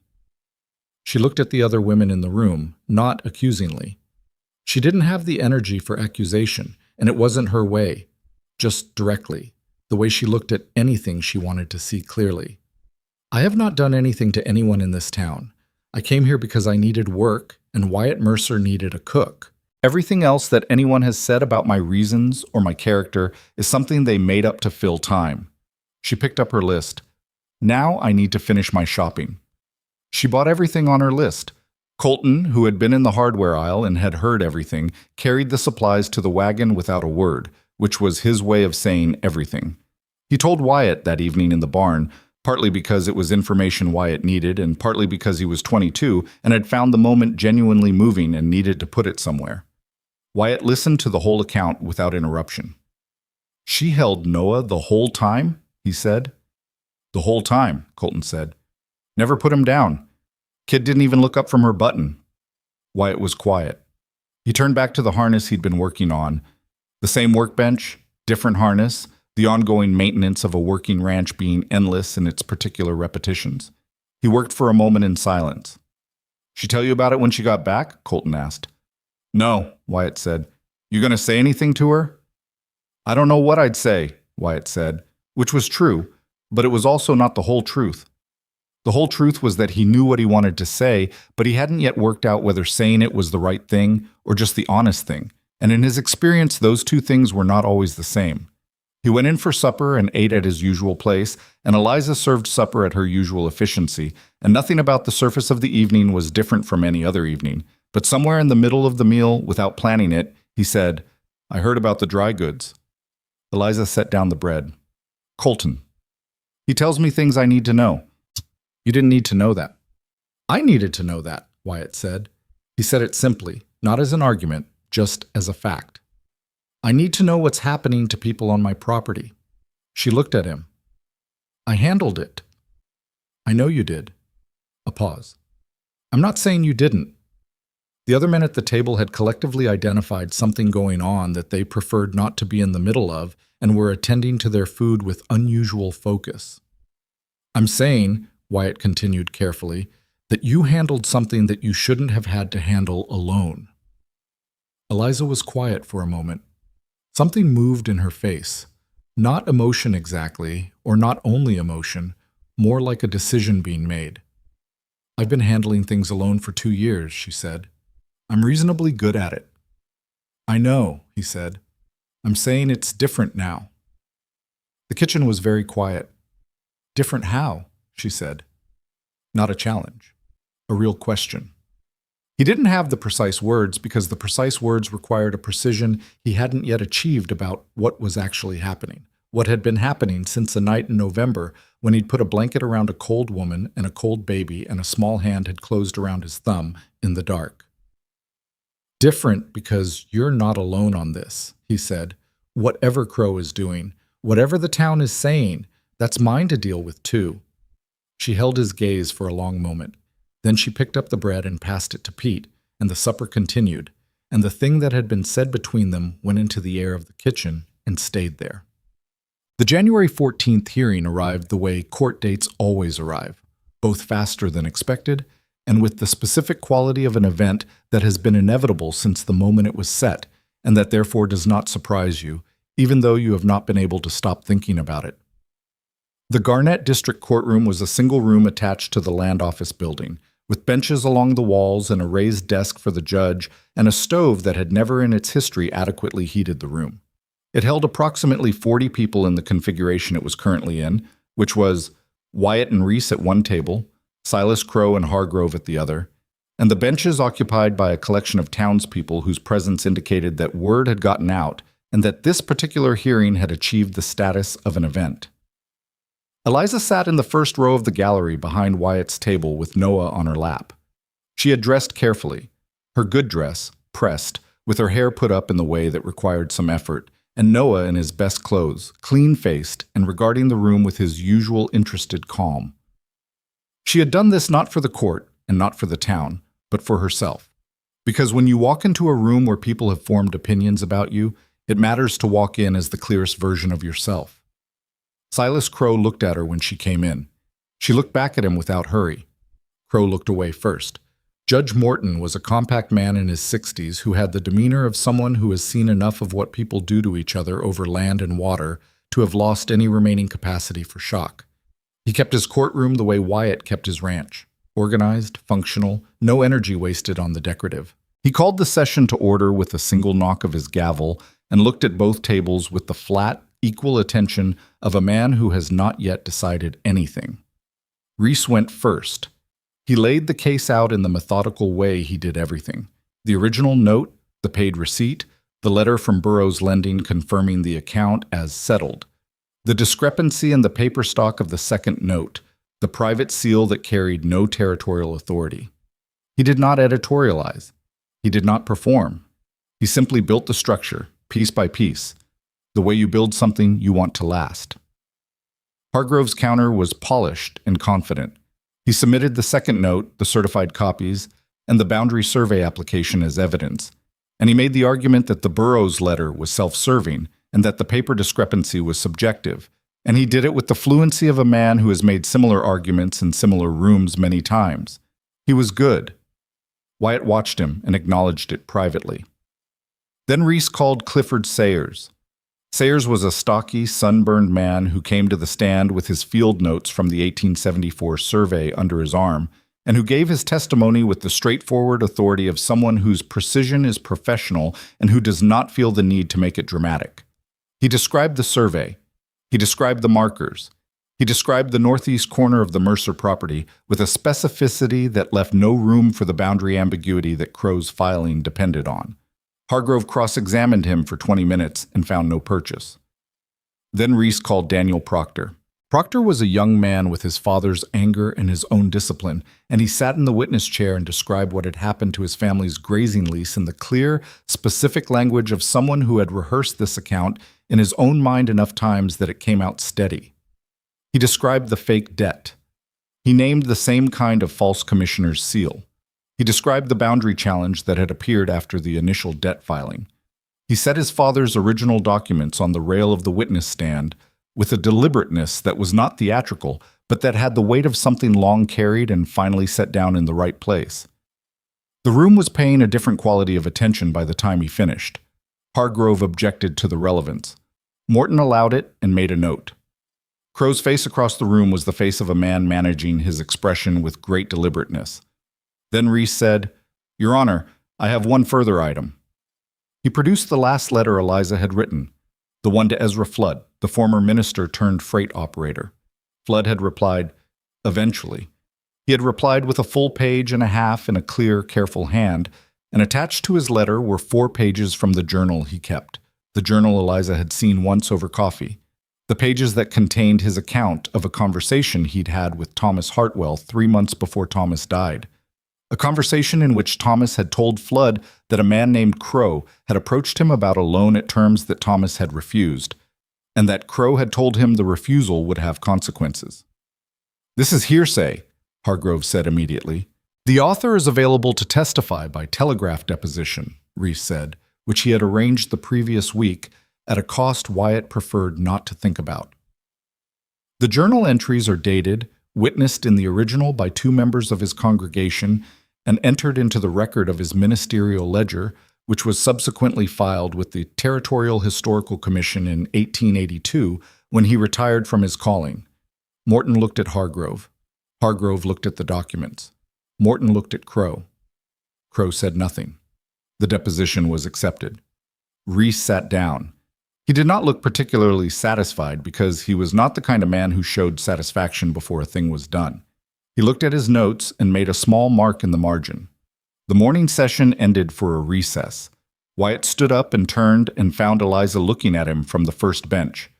Noah was on her lap, both small hands wrapped around the rail in front of her, standing up against it and looking around the room with the interested gaze he brought to everything.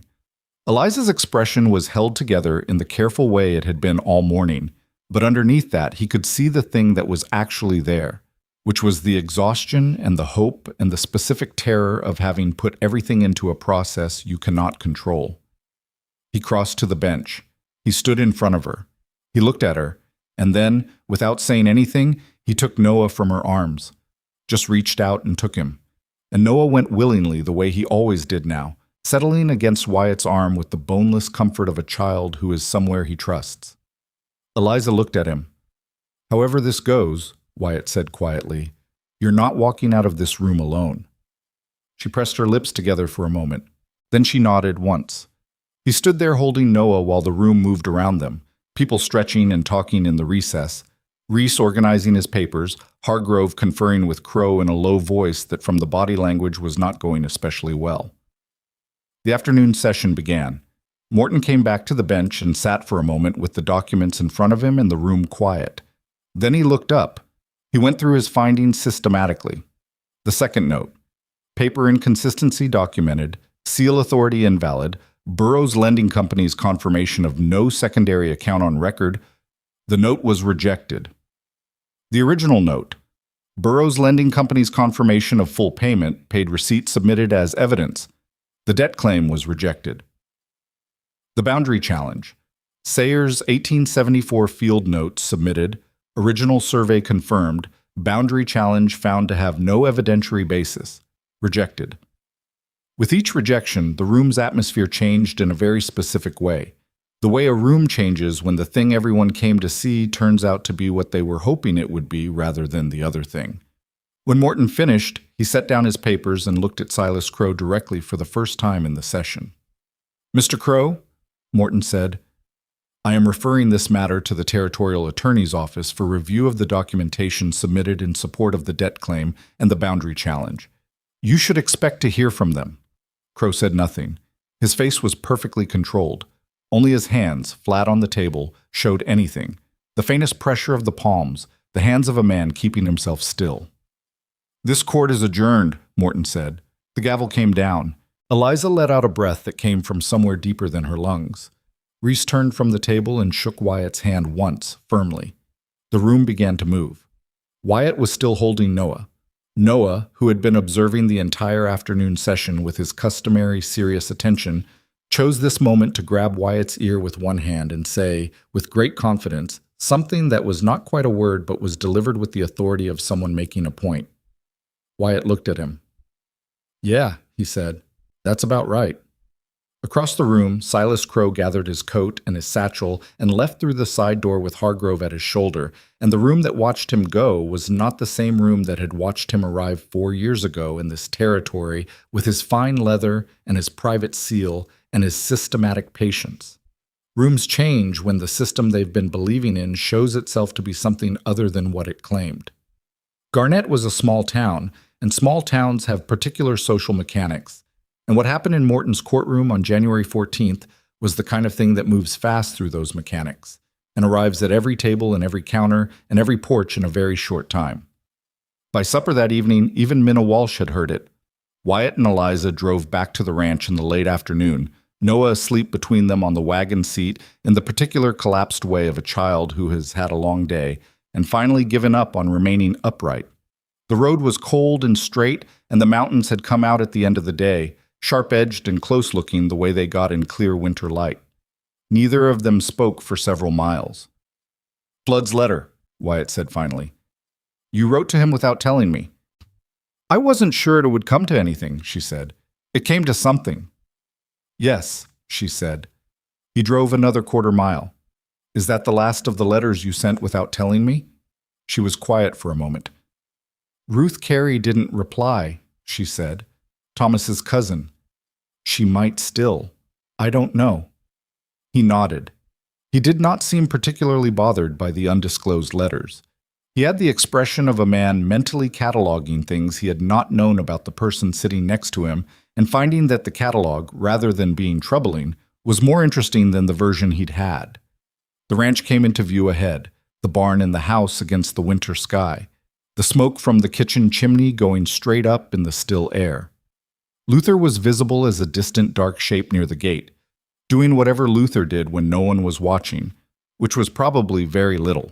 The baby breathed between them, warm and small and entirely uninvested in the outcome of land law proceedings. Wyatt pulled the wagon to a stop in the yard and set the brake. He sat for a moment without moving. "When I bought this place," he said, "I bought it because the spring was on it, and because the land was sound, and because I thought I was building something." He looked at the house. "For 3 years I've just been maintaining it, running it, keeping it from falling apart." He paused. "That's not the same thing." Eliza looked at him. "I'd like to start building it again," he said.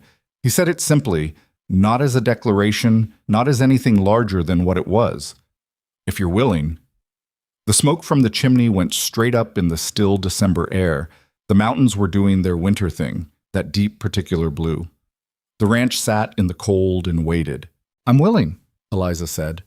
Between them, Noah slept, and did not know and did not need to know that the two people on either side of him had just said the thing that would shape the rest of his life, and that they had said it in the plain, practical language of people who know that the grand words come later, if at all, and that what matters first is the plain agreement to try. The ranch did not transform overnight. That is the thing about the plain agreement to try. It doesn't arrive with fanfare, and it doesn't reorder everything at once. Life on the Mercer property in the days after the hearing looked, from the outside, almost identical to what it had looked like before. The cattle needed feeding. The stove needed wood.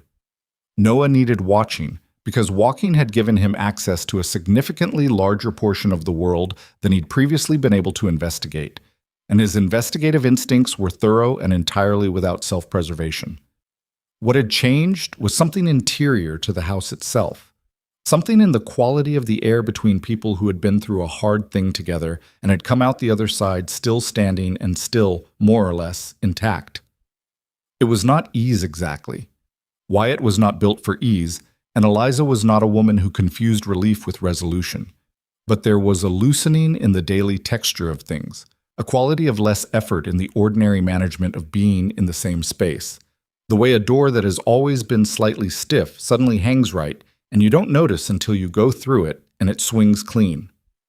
Reese sent a letter the week after the hearing confirming that the Territorial Attorney's Office had opened a formal inquiry into Silas Crow's land transaction activities across the territory. The letter was factual and dry and contained one sentence near the end that Wyatt read twice.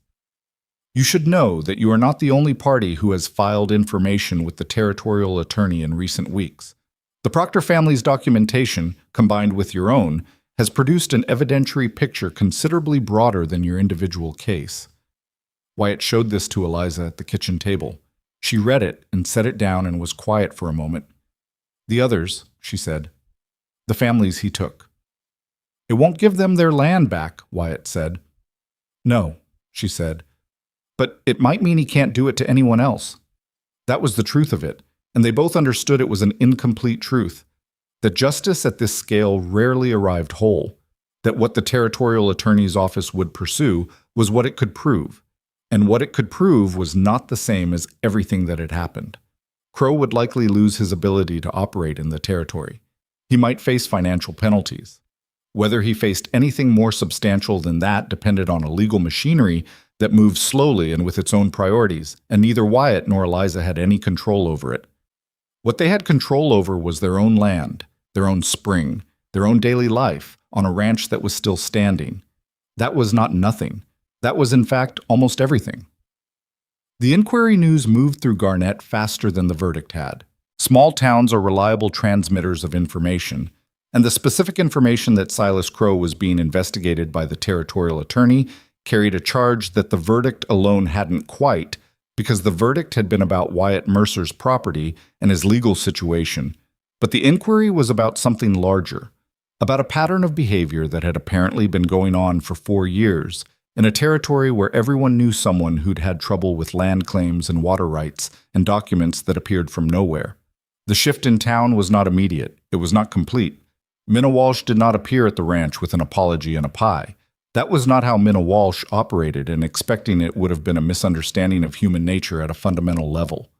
But the particular quality of silence that Eliza had been receiving in the dry goods and at the post office, the silence that was pointed, that was an instrument, that silence changed character. It became less directed, less deliberate. The ordinary silence of people who have moved on to thinking about something else. Ruth Carey's letter arrived in February. It came almost 6 weeks after Eliza had written to her, and Eliza had largely given up expecting it, so the envelope on the kitchen table when she came in from hanging washing was a surprise that stopped her in the doorway for a moment before she crossed to pick it up. Ruth Carey was Thomas's cousin on his father's side, a woman Eliza had met 4 times in her life and liked without quite knowing her. She had been at the note signing. She had been there.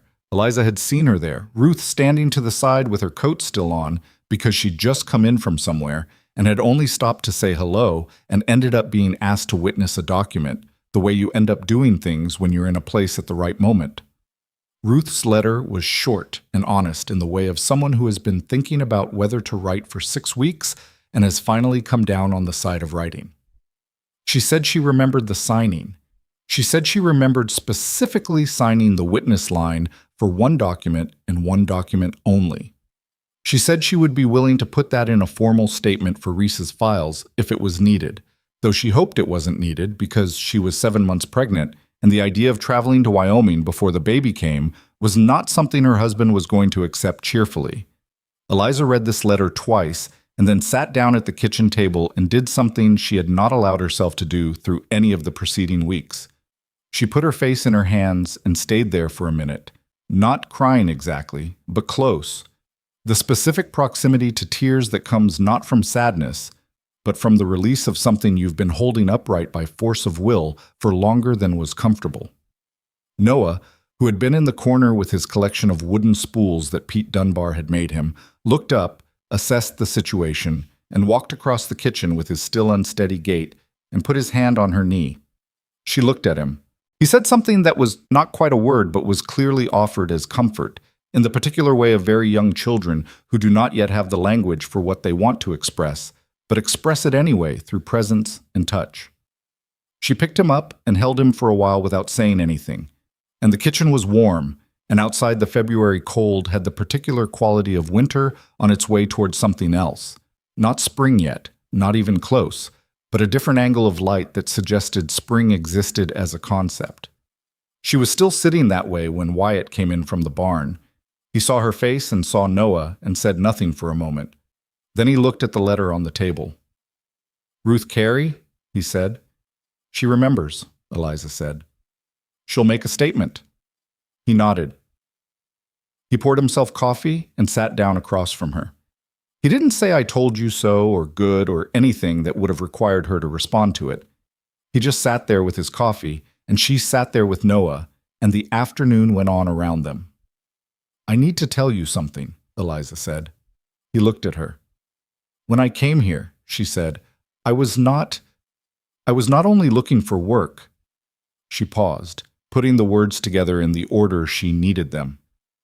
"I was looking for somewhere to stop. Do you understand what I mean?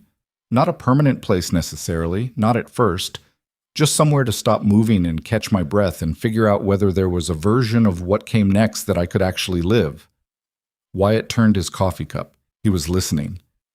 "I did not intend to be a complication in someone else's life," she said. "I did not come to this ranch intending to bring Silas Crow and debt claims and court hearings and—" "You didn't bring Silas Crow," Wyatt said. "Silas Crow was already circling this property. I told you that." "I know, but I brought the door." "Eliza." He said her name the way he said things he needed to land plainly. "The door was the spring. It's always been the spring. He would have found another door eventually." He paused.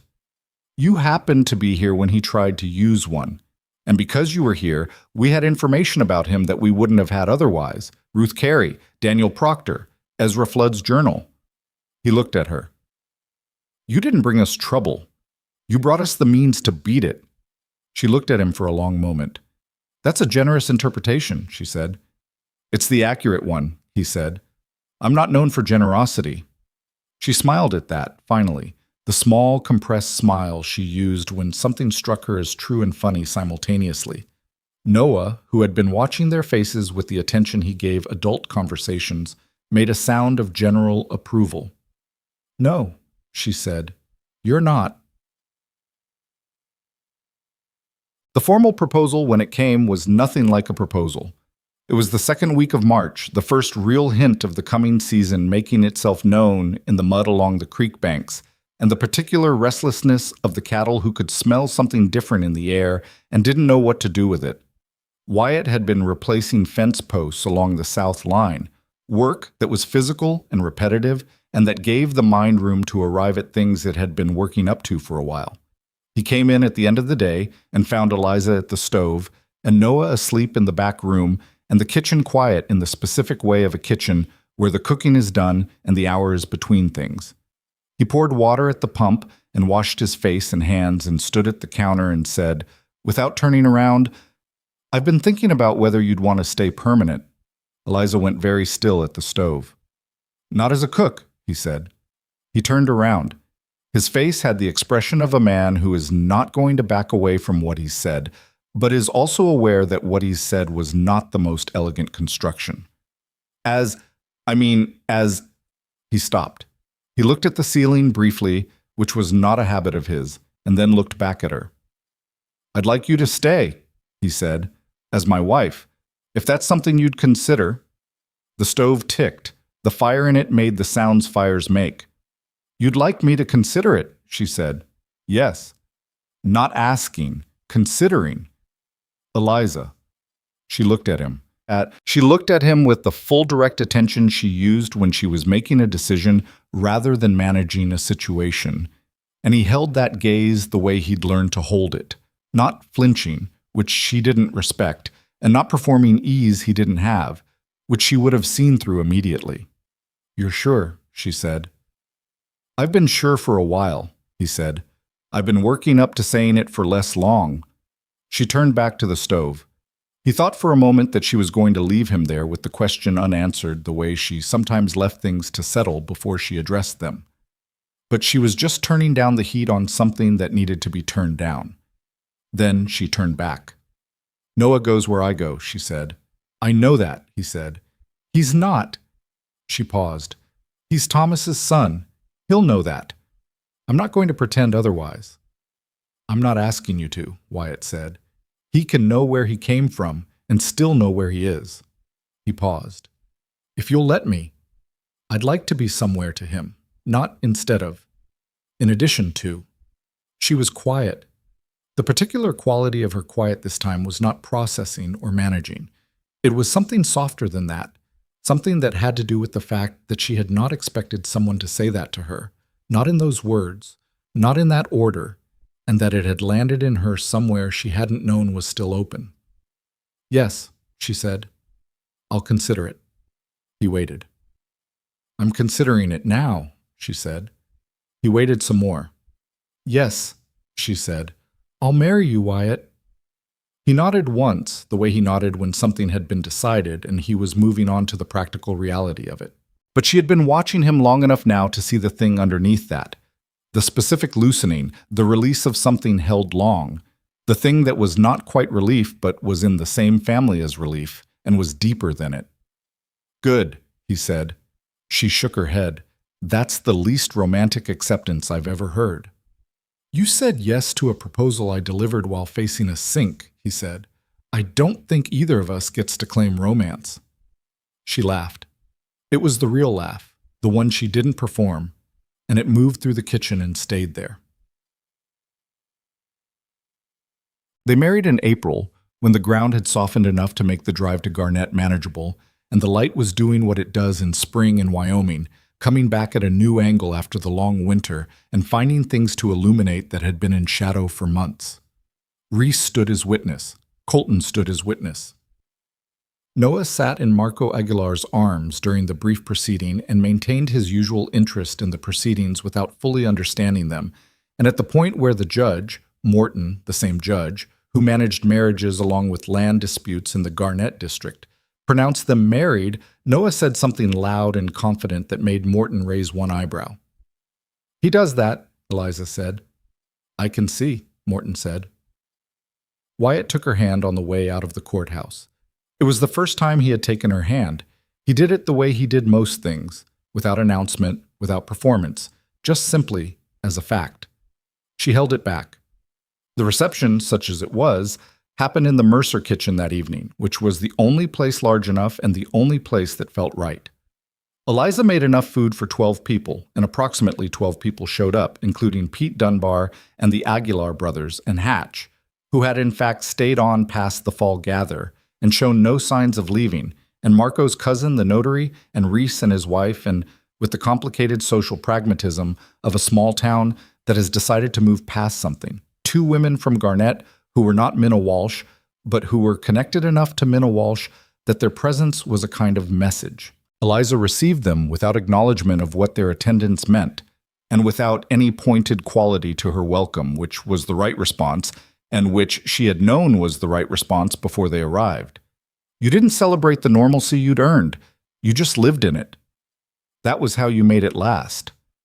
Wyatt moved through the kitchen that evening with the slight stiffness of a man who is not practiced at being celebrated, but who is not unhappy about it. He talked to Reese. He talked to Pete. He stood at the edge of the room for a while and watched the kitchen full of people, actual people, with their noise and their needs and their particular ways of taking up space. And he thought about the version of himself that had stood in this same kitchen 3 years ago and understood the silence as something he had chosen rather than something that had been done to him. He had not chosen it. He had just been left in it. And here was the thing he had learned, or was still learning, in the way that some lessons take years to complete. The difference between those two things, chosen silence and imposed silence, is everything. One is strength. The other is just damage that hasn't healed yet, wearing strength's clothing. Clara had not wanted him to stop. He knew that. He had known it for a long time and had resisted knowing it because knowing it required him to do something about it. And the doing something had felt for 3 years like a betrayal of the grief that was the last thing he had left of her, as if feeling anything other than loss meant he had stopped loving her, as if the house staying cold was the only honest tribute. He looked across the kitchen at Eliza, who was talking to Reese's wife with the attentive warmth she gave everyone she actually liked, Noah on her hip doing his social observation of the room. He looked at the child, his stepson, as of today, a word that didn't quite encompass what he was, which was simply the boy, Noah, who had grabbed his thumb in the dark and had never entirely let go. He thought Clara would have liked her. He let the thought sit.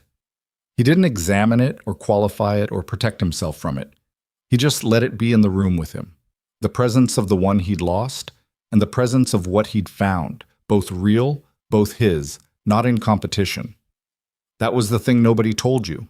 Or maybe they told you and you weren't ready to hear it. That grief and love are not a zero-sum arrangement. That the space where someone used to be doesn't have to become a monument. It can become a door. Not away from them. Never away. Toward everything they would have wanted for you, which is almost always more than you've been willing to want for yourself. He had been so determined to maintain the loss that he had almost lost everything else. Noah detached himself from Eliza's hip and walked across the kitchen with his much-improved gait toward Wyatt's leg, which he grabbed and used as a balance point while he looked up with the look he used when he had decided Wyatt needed to pay attention to something. Wyatt looked down at him. Noah said something with great conviction. "Yeah," Wyatt said. "All right." He picked him up. Spring came fully in May and brought with it the work of the season. Calving and branding and the fence repairs that winter always made necessary, and the rotation back to the summer pastures. The ranch operated at its full pace, which was the pace of a place that had decided it intended to grow rather than just persist. Wyatt had used the settlement of the legal situation as a moment to reassess what the property could be, which was something he hadn't done in 3 years because you don't plan for growth when you're just maintaining. He talked to Marco, who had more ranching knowledge than anyone on the property, including Wyatt, and who had been applying it to someone else's operation for long enough that the opportunity to apply it to decisions was overdue. He talked to Reese about the water rights, the legitimate, filed, established water rights for the spring, which he got documented formally now that the legal situation had made the importance clear. He talked to Colton about whether Colton wanted to be a hand for the rest of his life, or whether he wanted to be something else on this operation. And Colton, who was 23 and had not been asked that question before, took 3 days to answer it and came back with a plan for a second breeding program that was practical and specific and that Wyatt said yes to.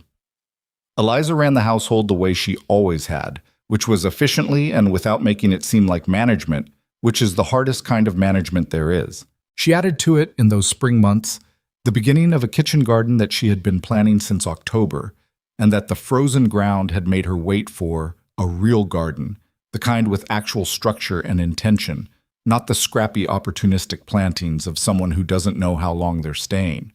She put in a plan for it with the same organizational instinct she brought to the pantry. What grew well in Wyoming's short season, what the kitchen needed most, what she could preserve into winter. Wyatt watched this and understood what it meant, which was the same thing the keeping of the plan in her head through the entire winter had meant. She had known before he asked her that she was staying. She had just been waiting for him to know it too. He did not say this to her. There was no need to say it. The garden said it. The house said it. The way Noah called him by a name that was not quite Papa and not quite Wyatt, but was his own version of both. A word he had invented that meant specifically the tall person who carries me and tells me what things are and does not put me down when I want to keep being held. That said it. The territorial attorney's investigation into Silas Crow concluded that summer. Reese sent the news in a letter that arrived on a Thursday, which was the same day Eliza had been to Garnett for supplies. And for a moment, the parallelism was not lost on either of them. The same route, the same town. A very different quality to the day. Crow had been found to have conducted fraudulent land transactions across 7 properties in the territory over 4 years. His private seal was declared legally void, and its use in any prior transaction was subject to review. He was barred from any land dealings in the Wyoming Territory and faced civil suits from 3 of the affected families. He would not go to prison. The legal mechanisms for that were not what Reese had hoped they would be, but he would not take another spring from anyone, and his particular system, which had worked because nobody had yet accumulated enough evidence against it in one place, had been dismantled. The Proctor family would not get their land back. That was the part that sat hard. Daniel Proctor had come to Garnett for the hearing and had given his testimony and had done everything right, and the result for his family was justice in the abstract sense rather than the practical one, which is the kind of justice that is genuinely better than nothing and genuinely not enough simultaneously, and requires you to hold both of those truths without resolving them into something tidier. Eliza wrote to Daniel Proctor when the news came. She told him what the outcome was, which he likely already knew, and she told him that what he had done mattered, that showing up with his father's documents and sitting in that witness chair had been the thing that opened the inquiry wide enough to catch everything else. She told him she was sorry it hadn't brought more for his family, and she meant that without qualification. She did not try to put a better frame around it than it deserved. He wrote back eventually, a short letter. He said he understood. He said his father had been told the same story, that testifying wouldn't necessarily fix their situation, but might prevent it from happening to someone else, and that his father had said before he left for Missouri that sometimes that has to be enough. He said he was trying to believe that. Eliza kept that letter in the drawer with Ruth Carey's letter and the paid receipt for Thomas's debt and the copy of the Mercer land deed that Wyatt had put in her name alongside his when they married, because he said property should be held by the people who work it, and she worked it. Summer moved toward fall. Noah turned 2 in August, which Eliza marked with a cake that was not as even as she wanted it to be, and which Noah addressed with the comprehensive enthusiasm he brought to anything involving sugar. Colton taught him to say horse with reasonable accuracy. Pete Dunbar carved him a small wooden dog that looked more like a horse, which was fine because Noah did not make the distinction and loved it unreservedly. Wyatt watched the birthday and said nothing about the fact that it was a birthday, but the following morning he was in the barn earlier than usual, and when he came in for breakfast he had with him a halter, small and properly scaled, which he set on the table next to Noah's plate. Noah looked at it, looked at Wyatt. "When you're big enough," Wyatt said. Noah picked up the halter and examined it with serious attention. "Horse," he said, clearly, with confidence. "That's right," Wyatt said. Eliza looked at the halter and then at Wyatt, and he was looking at his coffee with the careful absence of expression that meant he was managing something he didn't want managed. And she understood the halter as she understood most things about him, not as what it appeared to be, but as what it was, which was the declaration of a man who had decided to stay in the direction of the future rather than guarding the door to the past. A small inheritance, passing between the man who had lost a child and the child who had lost a father, not erasing either loss. Just building something on the ground where loss had been, the way you build on difficult land, not because it's easy, but because the land is yours and you've decided to stay. There is a thing that happens on ranches, if they survive long enough, a thing that doesn't happen in places that fold at the first hard winter, or the first bad year, or the first man with a leather satchel, and a fake seal who tries to take what isn't his. The thing that happens is that the place develops a kind of character, the way people develop character, through what it has come through. The Mercer Ranch had that character now. You could feel it in the way the hands moved through the work, in the way the kitchen ran, in the way the decisions got made. Not just by one man carrying everything alone, but by people who had decided, in various ways and at various moments, that this place was worth their sustained attention. That is not a romantic idea. It is a practical one. Sustained attention is what keeps things alive. Not love as an emotion which comes and goes and cannot be trusted on its own, but love as a practice, as a daily choice to show up and do the work and not quit when it gets hard, which it always gets hard. That is the frontier lesson, if there is one. Not that the strong survive, because the strong fail all the time, and the weak sometimes last longer than anyone expects.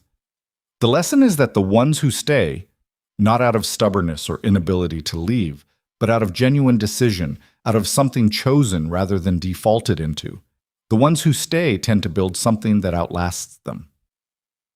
Wyatt Mercer had stayed when staying was barely distinguishable from simply being unable to go. He had survived the worst thing and had sealed the house around himself and called the ceiling strength. He had been wrong about that, and it had taken a woman with worn-out boots and a 10-month-old baby and $5.60 to show him he was wrong, not by telling him so. She was too smart for that, but by being present in a way that made the sealed house feel different from inside it. He had not saved her. That was a story he had been telling himself, somewhere underneath everything, that he had taken in a woman who had nowhere to go and had protected her, and in doing so had found a reason to live again. That was a story that was true enough to be comfortable and untrue enough to be wrong. The accurate version was messier. She had needed a place to stop, and he had needed something to stop for, and they had been useful to each other in ways that went deep enough that the word useful stopped being the right word for it somewhere around the night they'd sat vigil over a sick baby in a cold room, and he'd let a small hand hold his thumb in the dark. She had not saved him either exactly. No one saves anyone in the final accounting. What they do, if they're lucky and willing, is show up at the right moment in the right way and make it possible for the other person to do what they were already capable of doing. She had made it possible for him to stop performing a grief that had long since transformed into something else. He had made it possible for her to stop moving long enough to realize that what she'd been looking for was not a place but a quality of life within a place, something that had in it the people worth waking up early for. The fall came again. The sky did its fall thing, that particular blue. The mountains went gold along the timberline and then white at the peaks, and the cattle came in from the summer pastures, and the kitchen smelled like the things that the kitchen smells like when someone is in it who knows what they're doing and is cooking for people they intend to keep. Noah walked through the yard in his new boots, a proper pair, sized for a 2-year-old, bought at the Garnett Dry Goods by a man who had said nothing to the clerk except the size and the price. And Luther walked beside him with the devoted patience of an old dog who has found, late in life, a person whose pace he can keep. Wyatt watched them from the fence he was mending. He looked at the yard and the barn and the house and the mountains beyond and the sky beyond the mountains, and he thought, with the particular clarity of a man who has been through enough to know the difference between peace and numbness, "I'm not done yet." That was all. Not a speech, not a conclusion, not a tidy lesson delivered to himself. Just the simple recognition that the thing in front of him, the work and the people and the daily difficulty and the daily sufficiency of a life on a working ranch in Wyoming with a woman he had married and a child he intended to raise and a spring that ran clear through the winter, was a thing he was not finished with, was, in fact, just beginning. He went back to the fence. From the kitchen window, Eliza watched Noah and Luther make their slow circuit of the yard, and behind her the stove was burning, and the soup she'd left on the back burner was doing what it was supposed to do, and the house was warm and loud in the ordinary ways that houses with people in them are loud. And she thought about Thomas, the way she still thought about Thomas. Not with the gutting force of early grief, but with the settled, permanent tenderness of memory for someone who mattered and was gone.